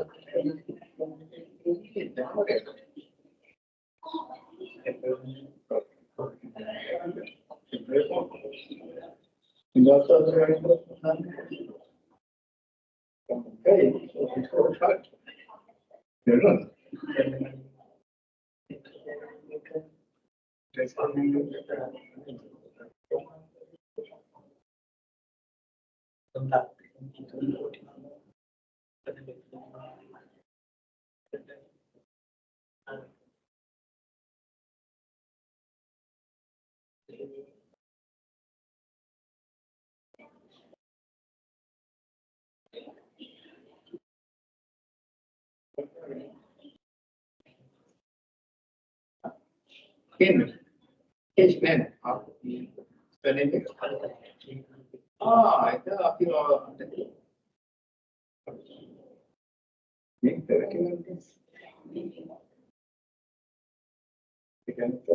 इससे काफी अभी का वाटर ये कुछ होता हाँ ये मेरे को से रेटिंग का दिन को देखिए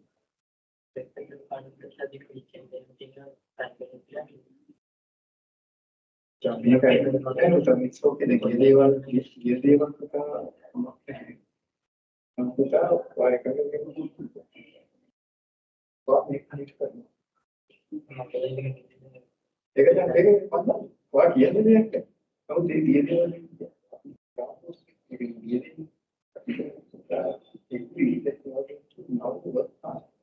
you know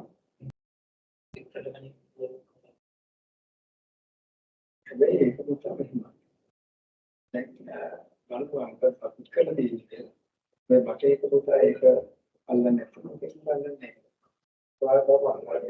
करते हैं ये भी जो लोग तो क्या ये है तो है तो मैं तो पूरा मान दे रहे हैं हम लोग कंसल्टिंग एंड करने को है कौन तो आने के ये हम अपने हमारा ऑर्गेनाइजेशन का स्पीकर देना पिक्चर देखकर मैंने कॉपी करने वाला थिंग कर रखना है मतलब इतना नहीं करना तो कॉपी करने वाला एक पिक्चर निकालना लेकर मटोल का पिक्चर नहीं करा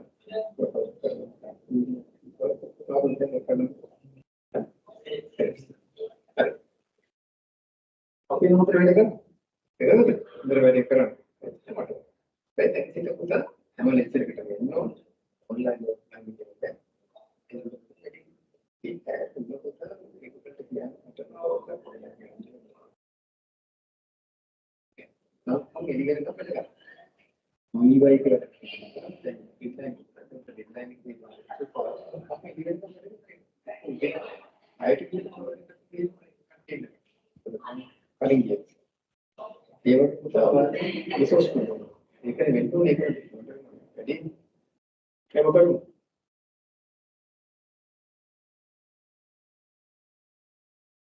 Bisa putar ya, record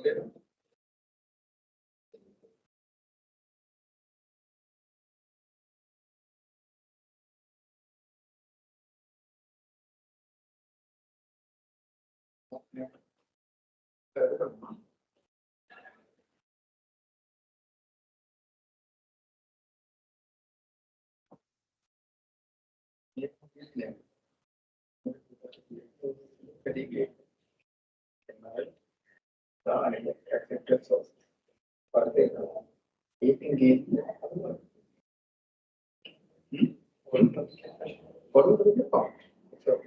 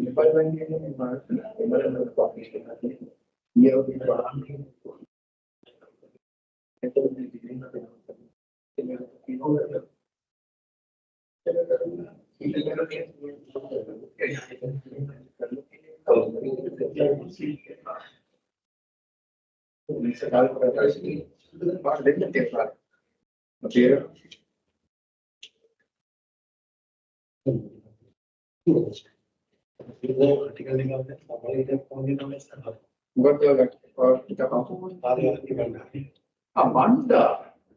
Oh, that's not right. Never think about it.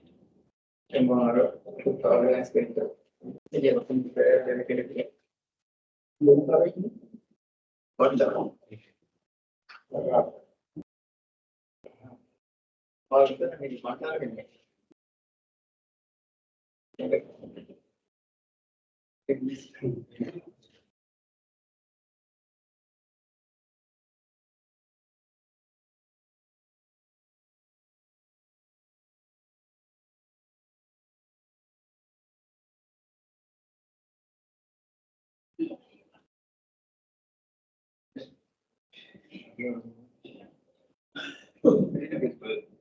He was like you.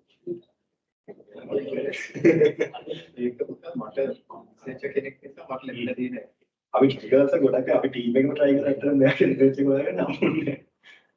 වගේ ගන්නවා. ඒක සිලබස් ඔයාලා ඒක දාපුවද? ඒකට ඒක තමයි බැරිම cases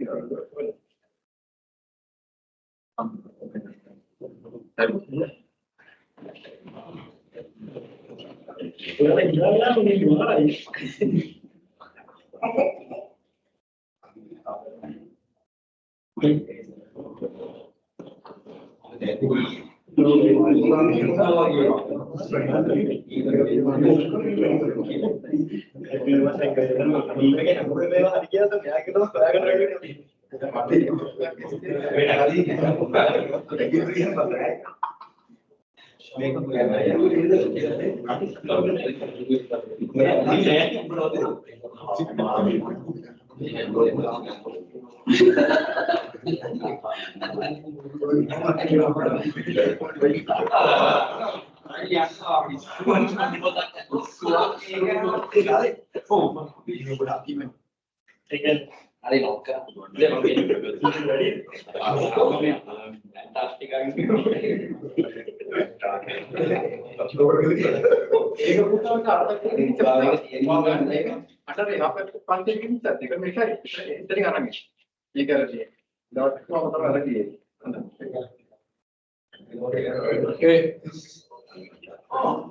Very good, right?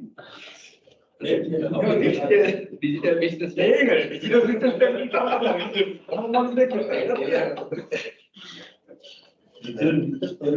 The way solution. strategic solutions. One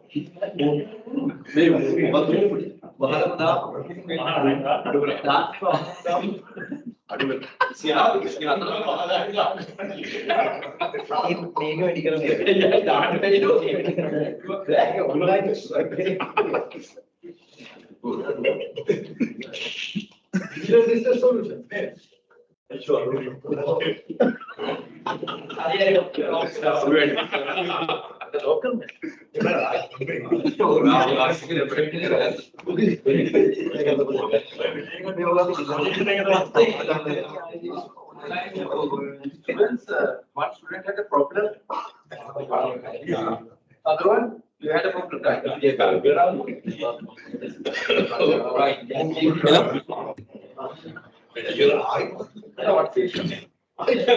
Yeah, excuse me, sir. Yes. This other one, what station? Sir, මම දැන් මේ revise PPT එක upload කළා. පොඩ්ඩක් ඒක බලා ගන්න ඕනේ, sir.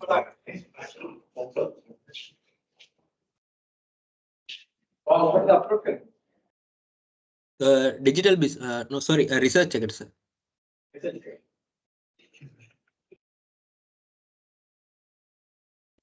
Offline topic and objectives to like again. Oh, okay, ඒකට, sir.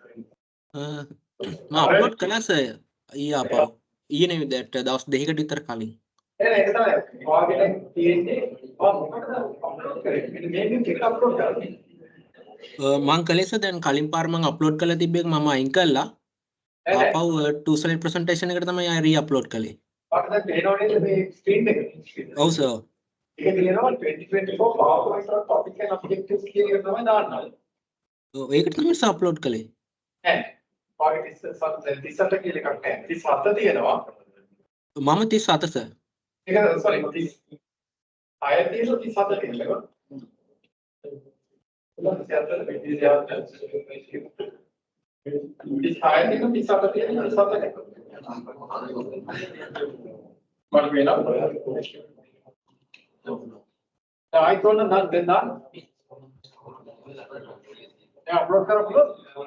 පුළුවන් සර් පුළුවන් excuse me sir. Sir මම 55 ෆර්නෑන්ඩෝ මගේ PPT එකට කමෙන්ට් එකක් දෙන්න පුළුවන්ද?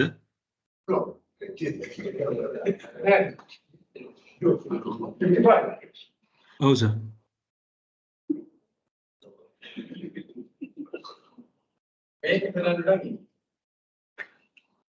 One day late.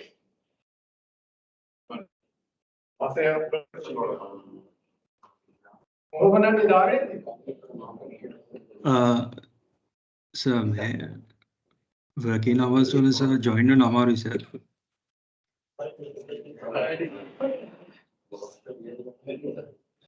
Tax planning, corporate governance and firm management. Okay sir. Oh.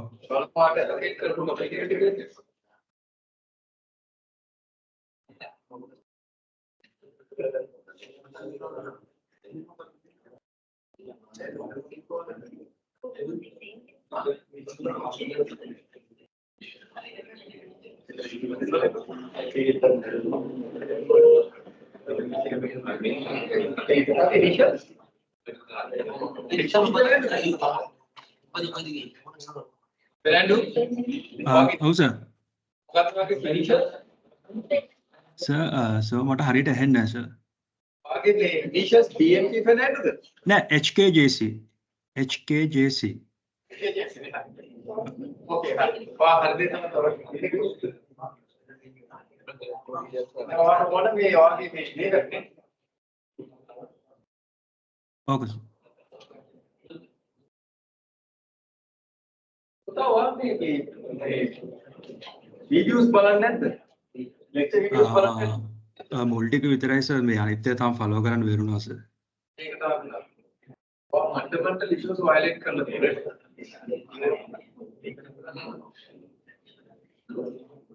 අපිට ඉස්සෙල්ලාම දෙන්න බැරි එක හරි අපිට බලන්න ඕන. lecture notes බලන්න ඕන, lecture videos බලන්න ඕන. දැන් මේක Okay. බලන්න. හරි. දැන් මොකක් නෑ වට කියන්න. මේක බලන්න. මේක වා කියන්නේ ශ්‍රී ලංකා කියන වචනේ එනවා. Okay. Tax plan, corporate governance and firm value in Sri Lanka. පැහැදිලිද? පැහැදිලි සර්. topic එකේ පුතා not ශ්‍රී ලංකා කියන වචනේ. Okay. ඒක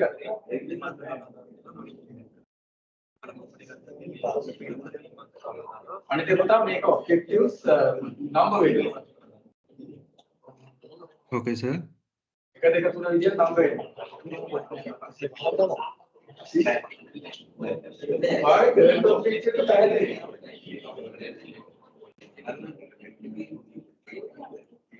වාපුතා බලන්න ඊසත් දෙකේ වීඩියෝස්.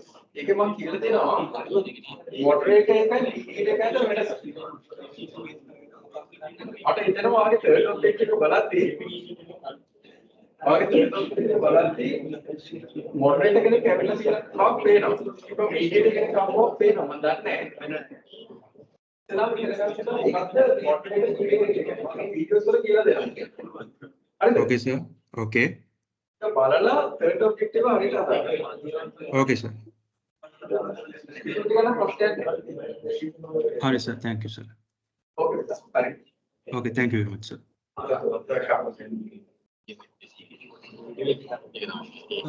සර් මම අප්ලෝඩ් කරපු එක තියෙනවා සර් LMS. තියෙනවා සර්. දැම්මද වයි? මම අය අප්ලෝඩ් කරන්න ගියේ නැහැ මම සර් ස්ක්‍රීන් එක ෂෙයා කරන්නේ නැද්ද? අප්ලෝඩ් කරන්නේ 37 සර්. දැන් ඇවිල්ලා. මේ දැන් තමයි අප්ලෝඩ් වෙලා තියෙන්නේ. 9 days and 21 hours.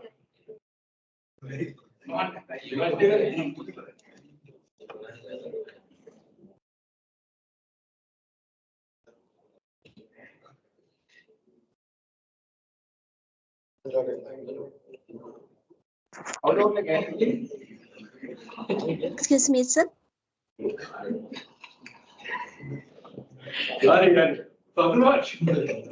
ඔව් සර්.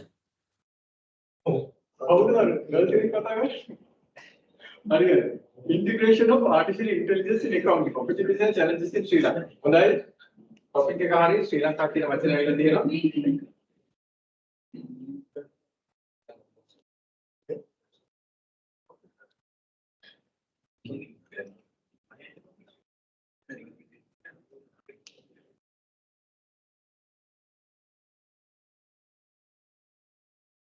හොඳයි. මම ප්‍රශ්නයක් පේන්නේ නැහැ. I don't see any. Sir මේ හරි සර් දැන් මේ ලිටරචර් රිව්යු කරනකොට අර ඉම්පෙරිකල් ස්ටඩිස් කරන්න එපා. ඒක පොඩ්ඩක් කොහොමද ලියන්නේ සර්? ඒක ඔබ්ජෙක්ටිව් වලට මැච් කරලාද අපි ලියන්න ඕන? මේ ඒකට empirical studies කරලා ඉතින් හතරට අදාළව ලියන්න. sub topics මේ හතරට අදාළව ගන්න. ඕකේ සර් ඕකේ. එතකොට මේ ඔබ්ජෙක්ටිව්ස් වලට නිකන් ළඟින් යන විදියට මේ සබ් ටොපික්ස් ටික හදාගත්තා නම් හරිනේ. ඔය එහෙම තමයි වෙන්නේ. empirical studies. හරි සර් මම ඒක තේරුම්ස්මයි කරන්න. හොඳයි. මේක ඕකේ thank you sir. objectives වල දාගන්න ශ්‍රී ලංකා කියන කැලල දාන්න. හරි සර්. දැන් සම්මර objectives වලට ඒ කියන්නේ විශේෂයෙන්ම opportunities වලට challenges වලට. දැන් පළවෙනි එක තමයි general නේ. AI technology applications accounting general. අපලගේ objective 2 3 4 වලට වාට කියන්න පුළුවන් accounting වලට කොහොමද ඒක සම්බන්ධ වෙන්නේ කියලා කියනවා. හරි sir. Okay. Okay. Okay, brother, good luck. Okay thank you sir. Okay. Excuse me, sir. Yeah. What? Sir, I'm Muthukumarana. Muthukumaran, you were looking at you that day. What happened? Muthukumaran, Sir,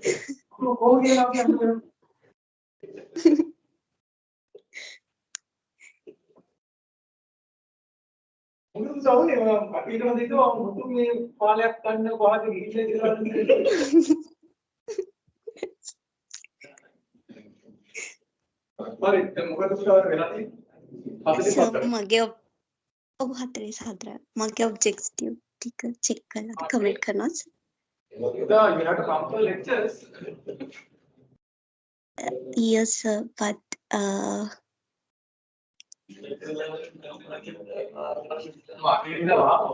you have to come for lectures and take part actively. yes sir, I will try. Muthukumaran, you are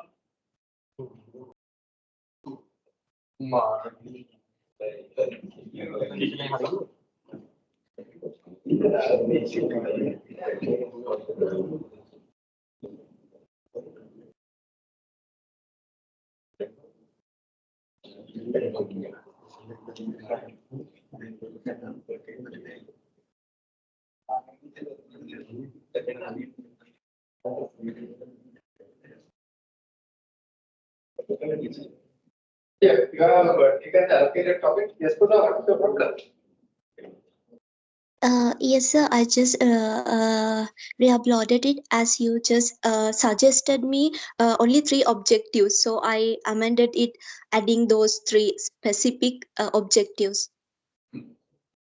And I identified that it should be not bullet and it should be numbers, and it should I should add in terms of listed companies in Sri Lanka. Is it like that, sir? But we have not done that. This empirical evidence of the suitability of IFRS and emerging markets. Empirical evidence of the suitability of IFRS in Sri Lanka. Yes, sir. Sri Lanka, not emerging markets, right? Yes, sir. Okay, sir. And now you have used bullet points here, and I asked you, Yes. Yes, I have replaced with numbers, and I should add in terms of listed companies in Sri Lanka. Is it like that, sir? You don't need to say listed companies in Sri Lanka. You have to just say empirical evidence of the suitability of IFRS in Sri Lanka. That's okay, sir. Okay. And then now you have still put one bullet points. You have to put 1, 2, 3. Yes, sir. I understand. And then to examine the most influential advantages of IFRS implementation. Not to examine, to identify. Okay, sir. Influential advantages of IFRS implementation in Sri Lanka. Then to identify the most disadvantage of IFRS implementation in Sri Lanka. Okay.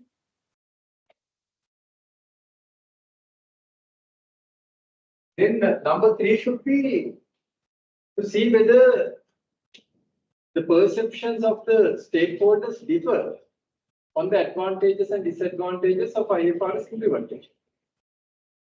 Okay, sir. Likewise, we have to streamline the thread of it. Okay, sir. I will. We have to see whether there are any differences, right? Okay, sir. Okay. Then Okay, thank you, sir.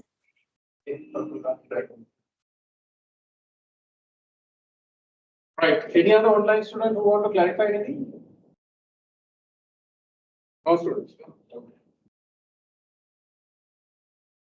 Right. Good. Okay. So welcome back, all of you. We will discuss about corporate governance and digital business strategy. And of course, we can say, regardless whether it's a digital business or not, a traditional business, you require corporate governance. We understood that very well.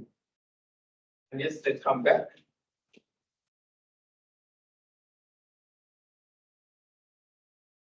So we understood these metrics now very correctly, and also we understood what CEO chair duality, which is a thing that we never should do. Never should do. We should avoid. Right? CEO chair duality. Then let's see what are the governance mechanisms. Now, when it comes to different mechanisms, what are the governance mechanisms that we can see in organization? What are the governance mechanisms? So we can divide the governance mechanisms to two categories. We can take any governance mechanisms and put it to two baskets. One is what we call the internal governance mechanism. The other one what we call the external governance mechanism. Internal governance mechanism and external governance mechanism. Right. Okay, let's see one by one. What are the internal governance mechanisms? Right. So the first one is internal governance mechanism. Let's see what are the internal governance mechanisms. Internal governance mechanism. The BOD itself. BOD stands for Board of Directors. That's the main governance mechanism in any organization, is it?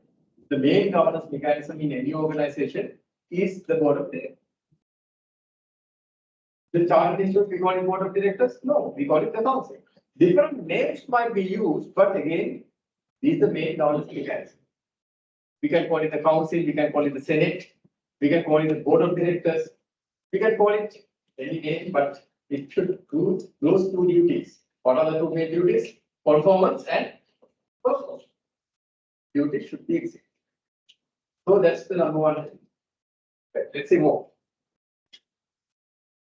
Then you have independent directors.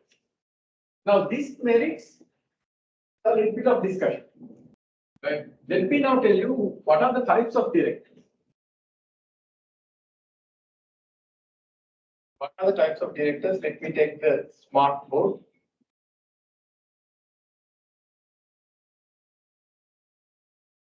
Smart.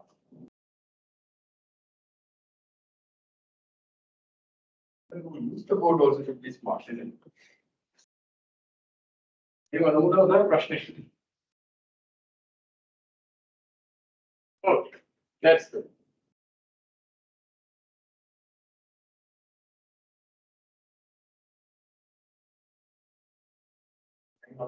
Making it happen.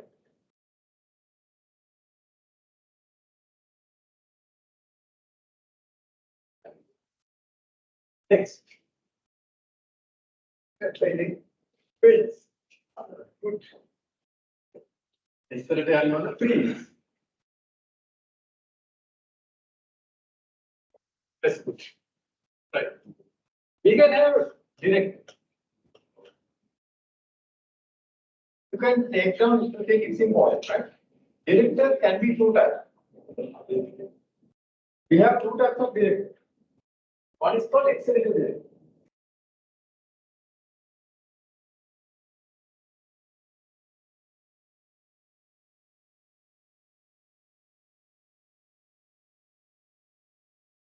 Executive director. Then we also have non-executive director.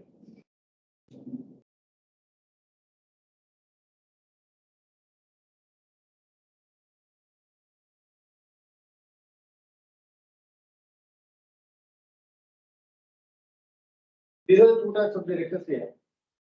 Executive directors and non-executive. What's the difference? Executive directors are in fact employees of the government. These are employees. They have an employment contract. Employment contract. They have an employment contract with the government. Right? They have an employment contract. So that's why they are paid a salary. And they involved in day-to-day operations. Get involved.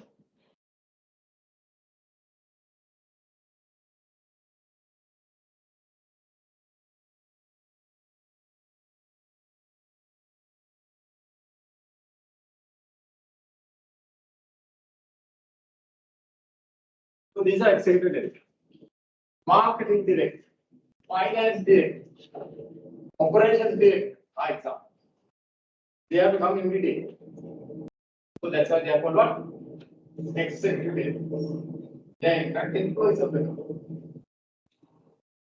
Then we have non-executive directors. They don't have no employment contract.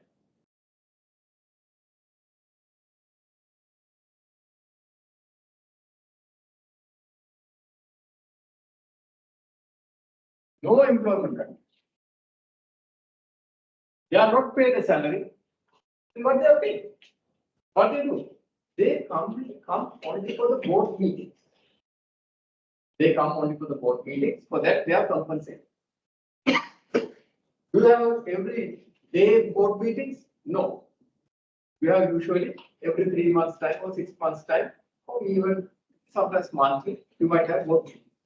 They come only for the board meetings, and they are compensated only for that. They are not paid a salary. Board meeting එකට ආවට ඒ කාර්යයට එකතු වෙනවා.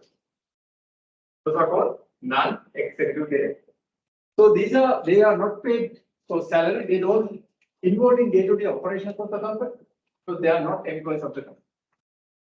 These are non-executive directors. Right.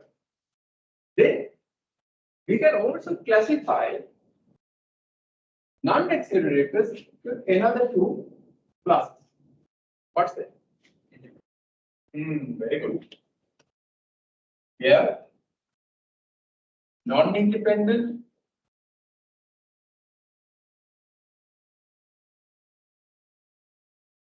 Non-executive directors.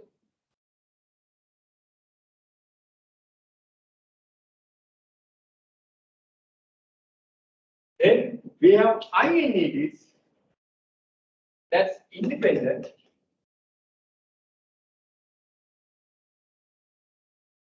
Non-executive.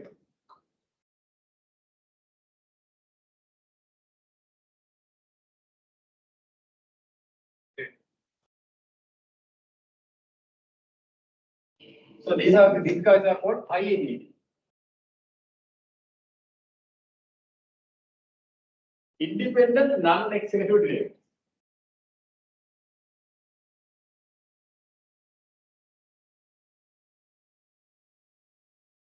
So these is by form. Independent, not non-independent, independent. INED. Independent non-executive.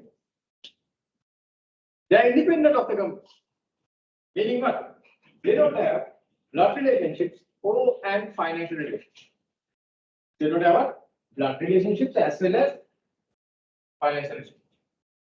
So if you have to be a not independent non-executive director, you should not be a shareholder of that company. You should not be a major customer of it, major supplier of that company. You should not be those parts. You have to be.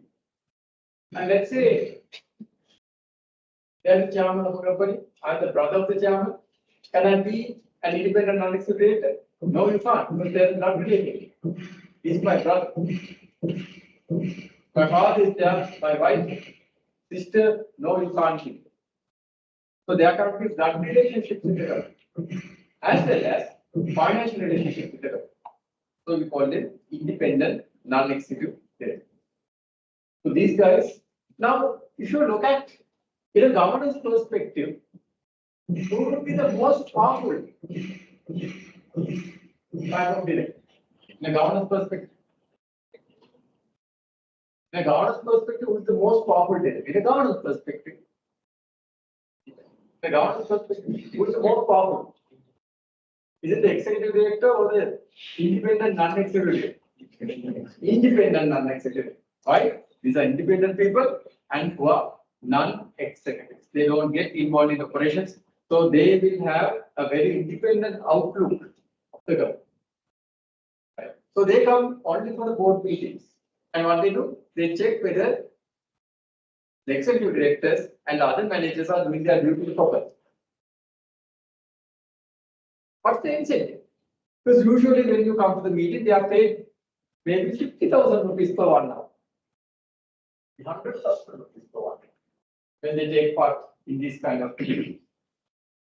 That's only the compensation that they are getting. So my question is this. Then why we should check carefully what the executive directors are doing? Even if they come, just tell something. And after these meetings, you go to 5-star hotels and eat as well as drink. Then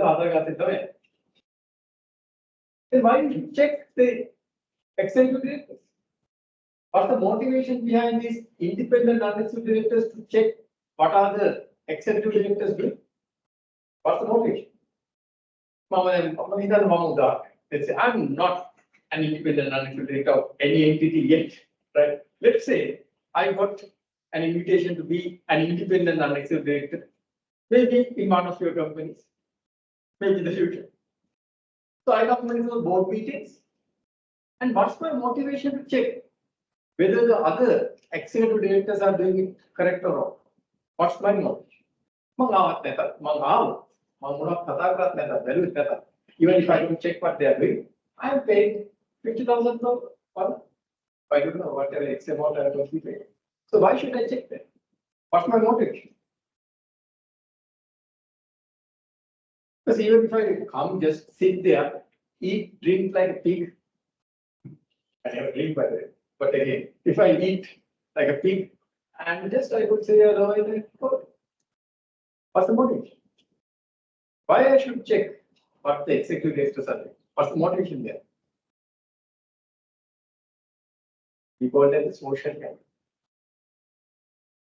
Social. Why? These independent non-executive directors are well-known figures, well-known people in the society. Well-known people are taken as independent non-executive directors. Well-known scientists, well-known educators, well-known individuals are taken as what? Independent non-executive directors. Now, suppose if the company goes bankrupt, what will happen to their image? Now, let's say I was in one of your, not your, let's say someone else's company, and that company was involved in a massive fraud in Srilanka. What will happen to my name? I am an independent non-executive director. In their website, in the annual report, it's there. What will happen to my image? It will be ruined. It will be ruined. So that's my motivation to see whether they are doing what. The executive directors are doing what. Correct. I'll give you a case study. I think you know about Sakriti Finance. Sakriti Finance. Sakriti Ranasingh. Who is into Sakriti Ranasingh? Sakriti Ranasingh soon. A well-known teacher like me. He was for teaching digital business strategy or research methodology or corporate governance. He was teaching what? Team. In teams, he was an excellent teacher. Indeed. His tagline was what? He was on the heart. Open. I was born to teach. That was his tagline. And he was a very successful teacher. But what happened? He got grief. He got grief. A teacher should be doing his trade or her trade. And be a successful teacher. Successful lecturer. Not to be greedy and go into other places where you are not, you don't know. So he got greedy and he wanted to open a company. It was satisfied. Then he accepted a lot of deposits and showered this money. And what did he do with this money? Did he invest and created money, created wealth for others? No. He robbed those money. It was told that he alleged that he gambled with those. He was an ardent gambler. That was his weakness. So for that he needed money. He used all those depositors' money, the shareholders' money for that purpose. And later on, the company went bust. And then he was imprisoned. And now he's out on bail, but still you can, once in a time, you can hear what's happening with him. And he got, it seems crazy as well. In one court hearing, what did he lose? We have courts again or here. Here. ඉන්නේ මොකද කියලා ඔක්කොම අහන්නේ. අර ජජ් මෙම්බර්ලාගේ ගියොත් වෙන්නේ psychological evaluation එකට යනවා. So likewise, he has got great. Or maybe under certain guidance he's doing that. I don't know. But that's what happened later. In this company, there was a prominent non-executive director. Who is that?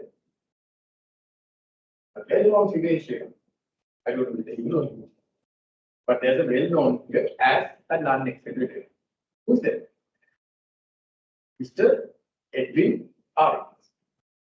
You don't know about Mr. Edwin Arias. He's a very senior journalist. Before this thing occurred, he was well respected. If he tells something, people respected and they listened to him. But once this occurred, what happened to his good day? People were calling him in 2 letters. What's that? What? T. He lost his social capital. You can see what's their motivation now to monitor the executive directors by independent non-executive directors. Why? To ensure that they have protect their good name.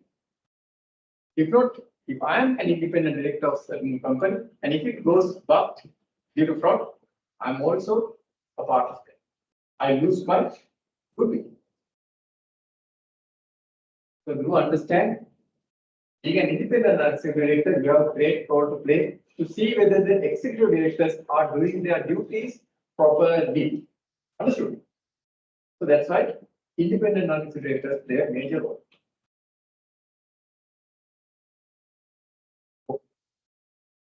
So these are about directors, board of directors, and the strongest party in a company is going to be the independent non-executive directors when it comes to governance aspect.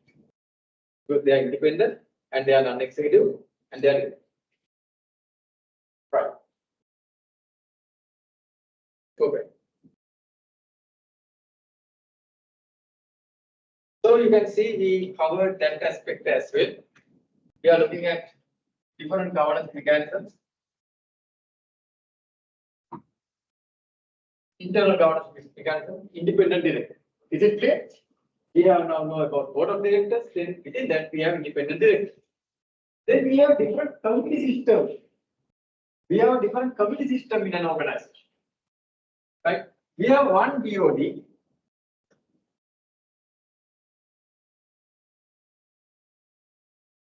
Right? We have one BOD.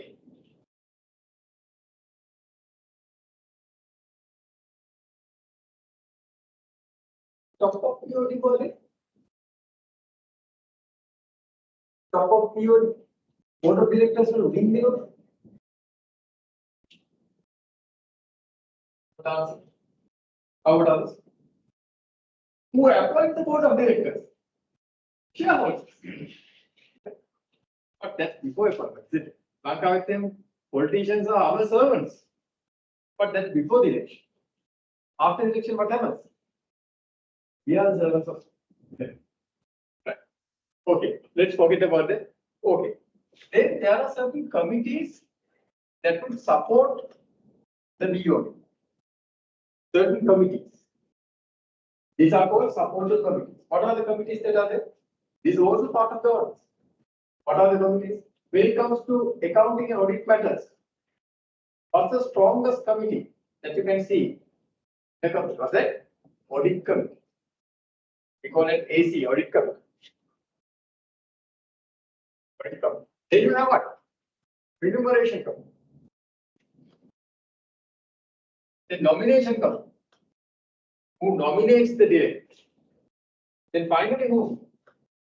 Now under the current governance regulations, you are required to have what? RPT, related party transaction review committee. RPT. And also now they even suggest a risk committee.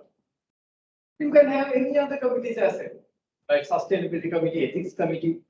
Then in a bank, you will have ALCO. ALCO stands for Asset Liability Committee. Likewise, different committees could be there, right? So these kind of having committees is also part of governance. Understood? This is also part of governance. Because these committees will be headed by qualified people. Now, for an example, to be the chair of the audit committee, you have to have a professional qualification in account, an experience in account. Not you cannot be, the governance codes doesn't allow you to be the chair.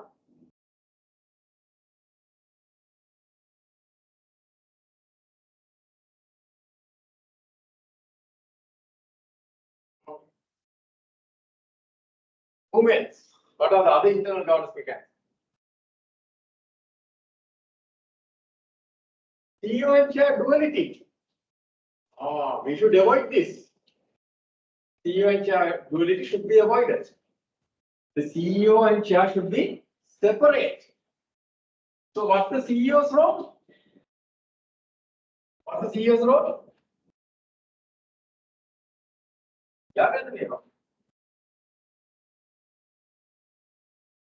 To run the company.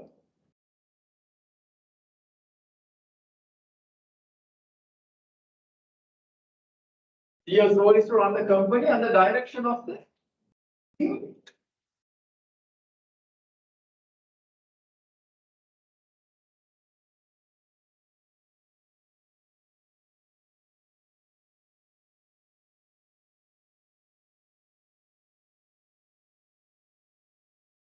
Then what's the chair's role? What do you want? What do you think? What do you want? What's the role of the chair? To run the board.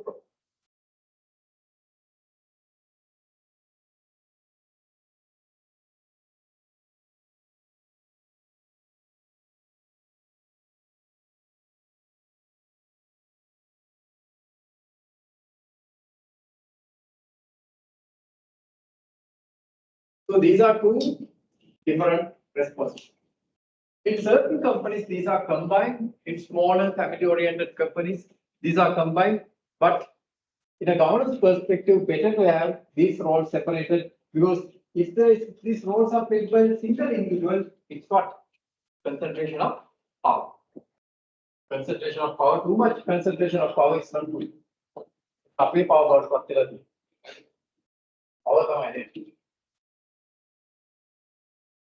right. Too much concentration of power is not good.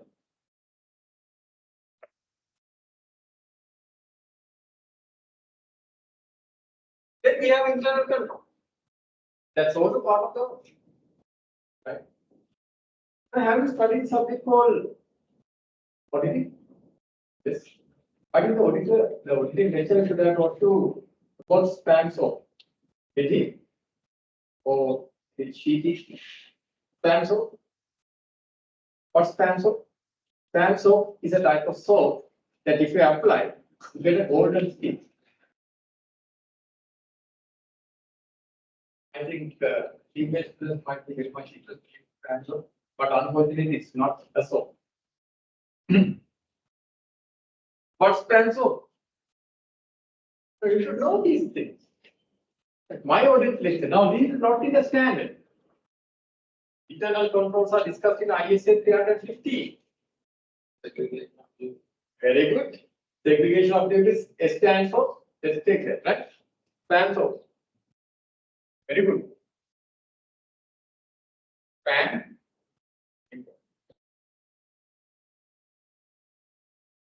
Okay.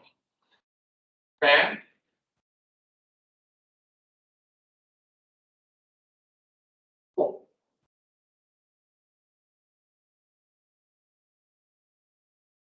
Is an easy way to remember different categories of internal control. It's not about real soap. It's how you remember 8 types of internal control. S stands for, as one student very correctly told, it's segregation of duties. Segregation of duties.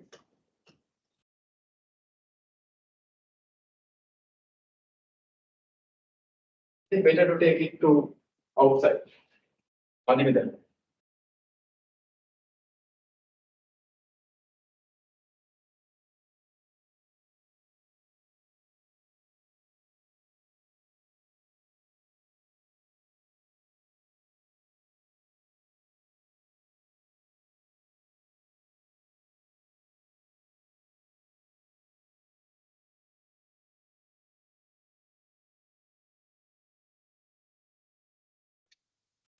Yes, recognition.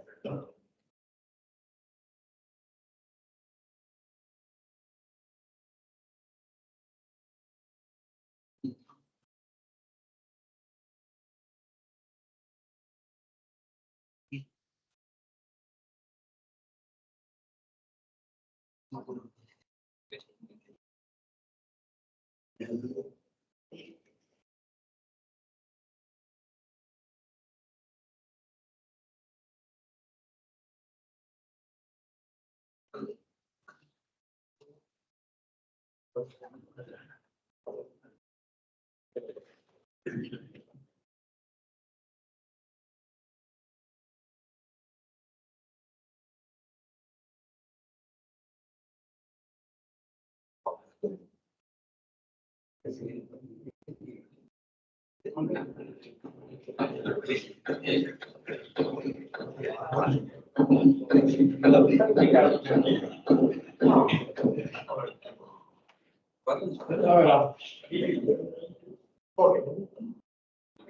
Let's go to new page.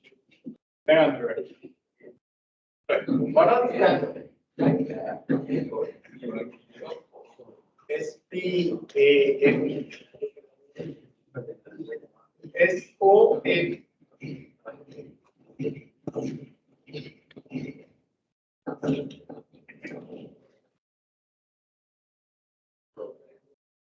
Excellent. Somebody still the answer. Very good. S stands what? Segregation of duties.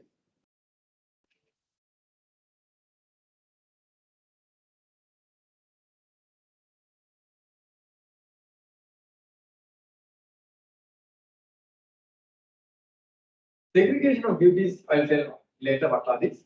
Segregation of duties. The P stands what? Physical controls.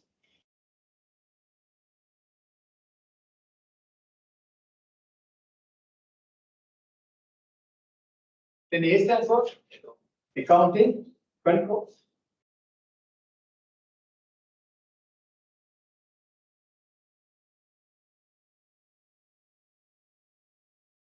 Then M stands what? Management control.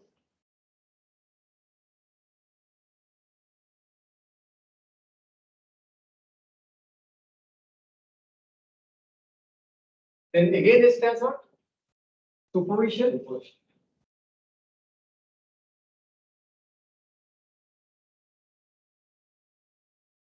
Then O stands what? Organization control.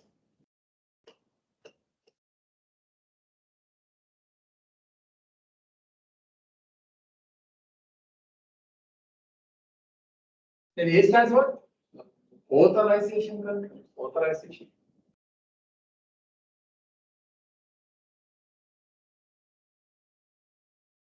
Then P stands what? Personal control. People oriented control. Personal. PERSONNEA. Personal. It's not NA. Personal. Control. So these are the 8 types of internal controls that an organization should possess today. Right? To achieve 3 objectives. What are 3 objectives? Now the ISO 350. Or if you are familiar with SLA is 350. Yes, of course. That's correct. On 3 areas. What are 3 areas? There are 3 areas that you are going to target. There are 3 objectives of implementing internal control. What are 3 objectives under ISA 350? Sri Lanka or East You are studying it. Very easy. Number 1. What? Reliable. What? Financial report. First of all, to come up with reliable financial report. Right? Proper financial statement. Reliable financial statement. That's the first objective of internal control. According to ISA 350. Second one, compliance. Compliance with internal and external regulations. The internal control should ensure that the organization complies with internal and external regulations. Third one is efficiency and effectiveness of operations. The internal control should ensure efficiency and effectiveness of operations. So that's why we should have filter 3 objectives. Reliable financial reporting, compliant with internal and external regulations. Third one is what? Effectiveness and efficiency of operation. For that, these are the 8 types of internal controls you could have. You could have 8 types of internal controls. In a digital business, you can have digital controls. In a physical business, you can have physical controls. But let's see, what are the segregation of duties? What is the segregation of duties? Don't allow the entire transaction to be executed by one person. Let's say, for an example, I thought of putting a, let's say, putting up a restaurant in front of the people. Let's say there's some building over there, sort of taking a loan, maybe renting out, and starting a restaurant. Let's say I'm going to appoint a manager to serve my good students here. Let's say, because I thought not enough salary, not enough compensation as a lecturer. Teaching doesn't, it's not a lucrative thing, because we have to, do a lot of things to get back certain return. So why not we start the restaurant? So but still I'm teaching. So I can, while teach, I can serve the customers there. So I thought of appointing a manager. So the manager prepares the food, and the customers come, serve it, and take the money, back the money, prepare the financial statement. This manager does everything, let's say. Very easy, no? You have delegated everything to the manager does everything. Do you think that's good? No. What he will do? First month, everything will go smoothly. Next month, he won't be there. Why? He should have banked everything in his bank account instead of my bank account. So how can you prevent? Segregate the duty. Don't allow one person to do the entire operation. You can have, of course, the manager to look out the operations, but on the other hand, there should be a salesman or a woman, or maybe a bar, restaurant. You might have a person who sells items, sells the food, and maybe there could be a cashier, then a bookkeeper, an assistant accountant, and maybe an accountant.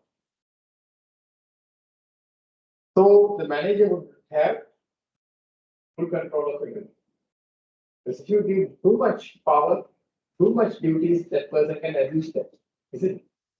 That's why segregation of duties is a very, very important issue.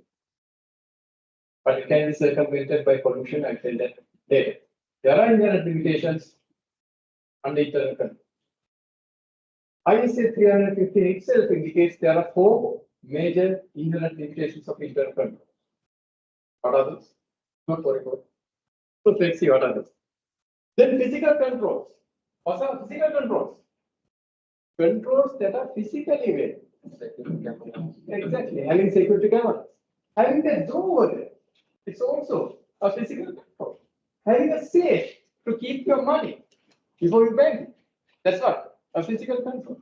Having security guards at the door is what? A physical control. So even in this organization, we have several internal controls. Right? There's a registrar, there's a director, then there is a hierarchy. The lecturers are there. So duties are segregated. If we allow all things to be done by one individual, then that's going to be a problem. But under inherent limitations, you have to put also cost benefit analysis. And then that later about this. Right. So physical controls is it. Then you have accounting controls. Can you tell me an excellent accounting control being accounting students? How about the bank reconciliation state preparation? Yes. You can take down example bank reconciliation state. You reconcile account. That's an accounting control. Accounting control. Bank reconciliation state. Or any other reconciliation for that matter. Bank recs. Then management controls. These are management policies. Write down management policies. management policy on attendance, management policy on behavior. Those are management control. We need not figure out run a company. Then we have supervision. One of the best internal controls. You supervise people. Now in your organization, do you have a supervisor? Yes. Unless you are the entrepreneur. Might not be supervised by anyone, then there's a problem. So supervision means you are being looked at. At your homes, do you have a supervisor? Oh, mothers and fathers are supervising. Here, I supervise you to a certain extent and giving you advice and trying to put you into the correct path and motivating you, inspiring you to achieve your targets, at least educational targets. So supervision. Then organizational controls. What it means is having an organization chart. Good. The board of directors might be there. Then there can be a CEO. Then there can be presidents, vice presidents. Likewise, there's a hierarchy. Having that kind of a proper hierarchy itself is a best internal control. In certain organizations, we don't know what we are supposed to do because there's no hierarchy. So that's called organization control. So you can say organizational hierarchy. Example, organizational hierarchy.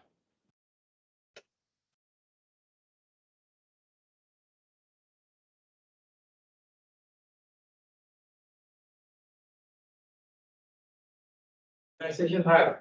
Then authorization. Once a document is prepared, it's checked and it's authorized. That's authorization. You go to a good organization, try to buy something, they will prepare an invoice. It will say prepared by, checked by, and approved. So that's what authorization. Then finally, personal controls are controls over humans. Controls over humans. Human.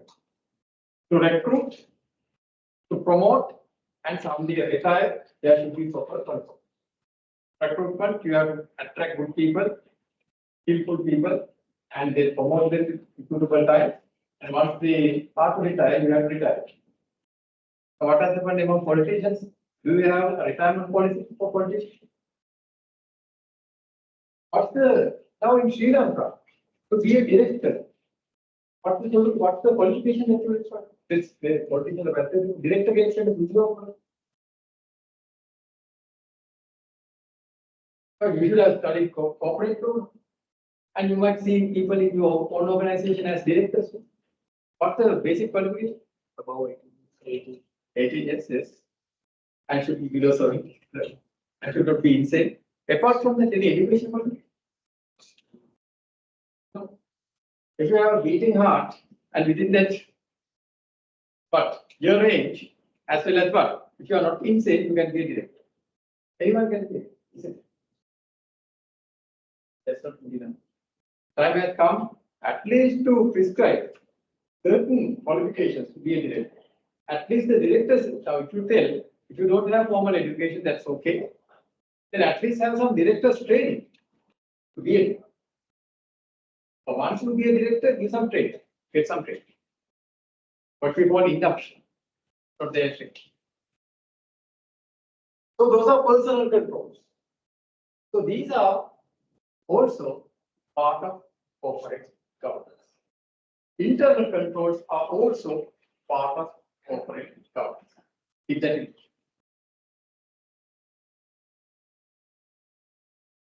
Fine.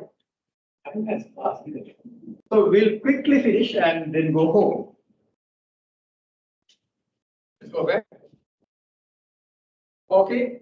Then we have internal audits as well. This slide will finish.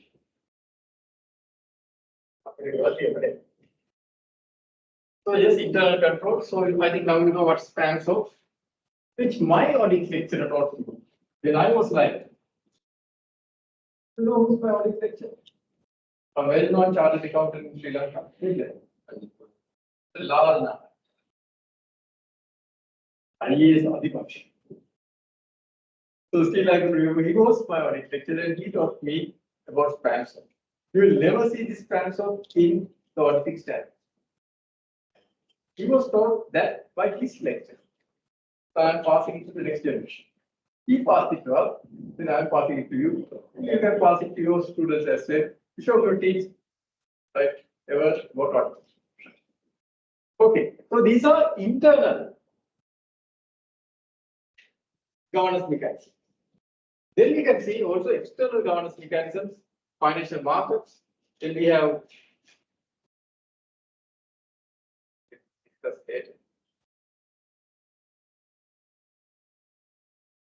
right. Financial markets, the CSE, Colombo Stock Exchange, is imposing certain sanctions on companies. It plays a role in governance. Then SEC, Securities Exchange Commission, state and federal roles and regulations. Yes, the law plays a major role in governance, particularly company law. Write down companies. It's the main piece of regulation on corporate governance. Then coalitions, etc., etc.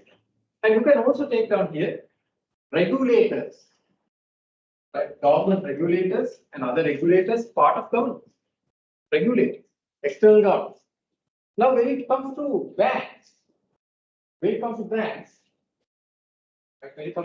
who's the main regulator? Central Bank of Srilanka. When it comes to SPEs, what's SPEs? Specified business entity. Specified business entity, right? Which was established under 1995, number 15, Sri Lanka Accounting and Auditing Standards Act. Right? SPEs were defined. Like listed companies are SPE. Even a private company which has more than 1,000 employees is become what? An SPE. So it's being monitored by an organization called what? A regulator called what? Last thing.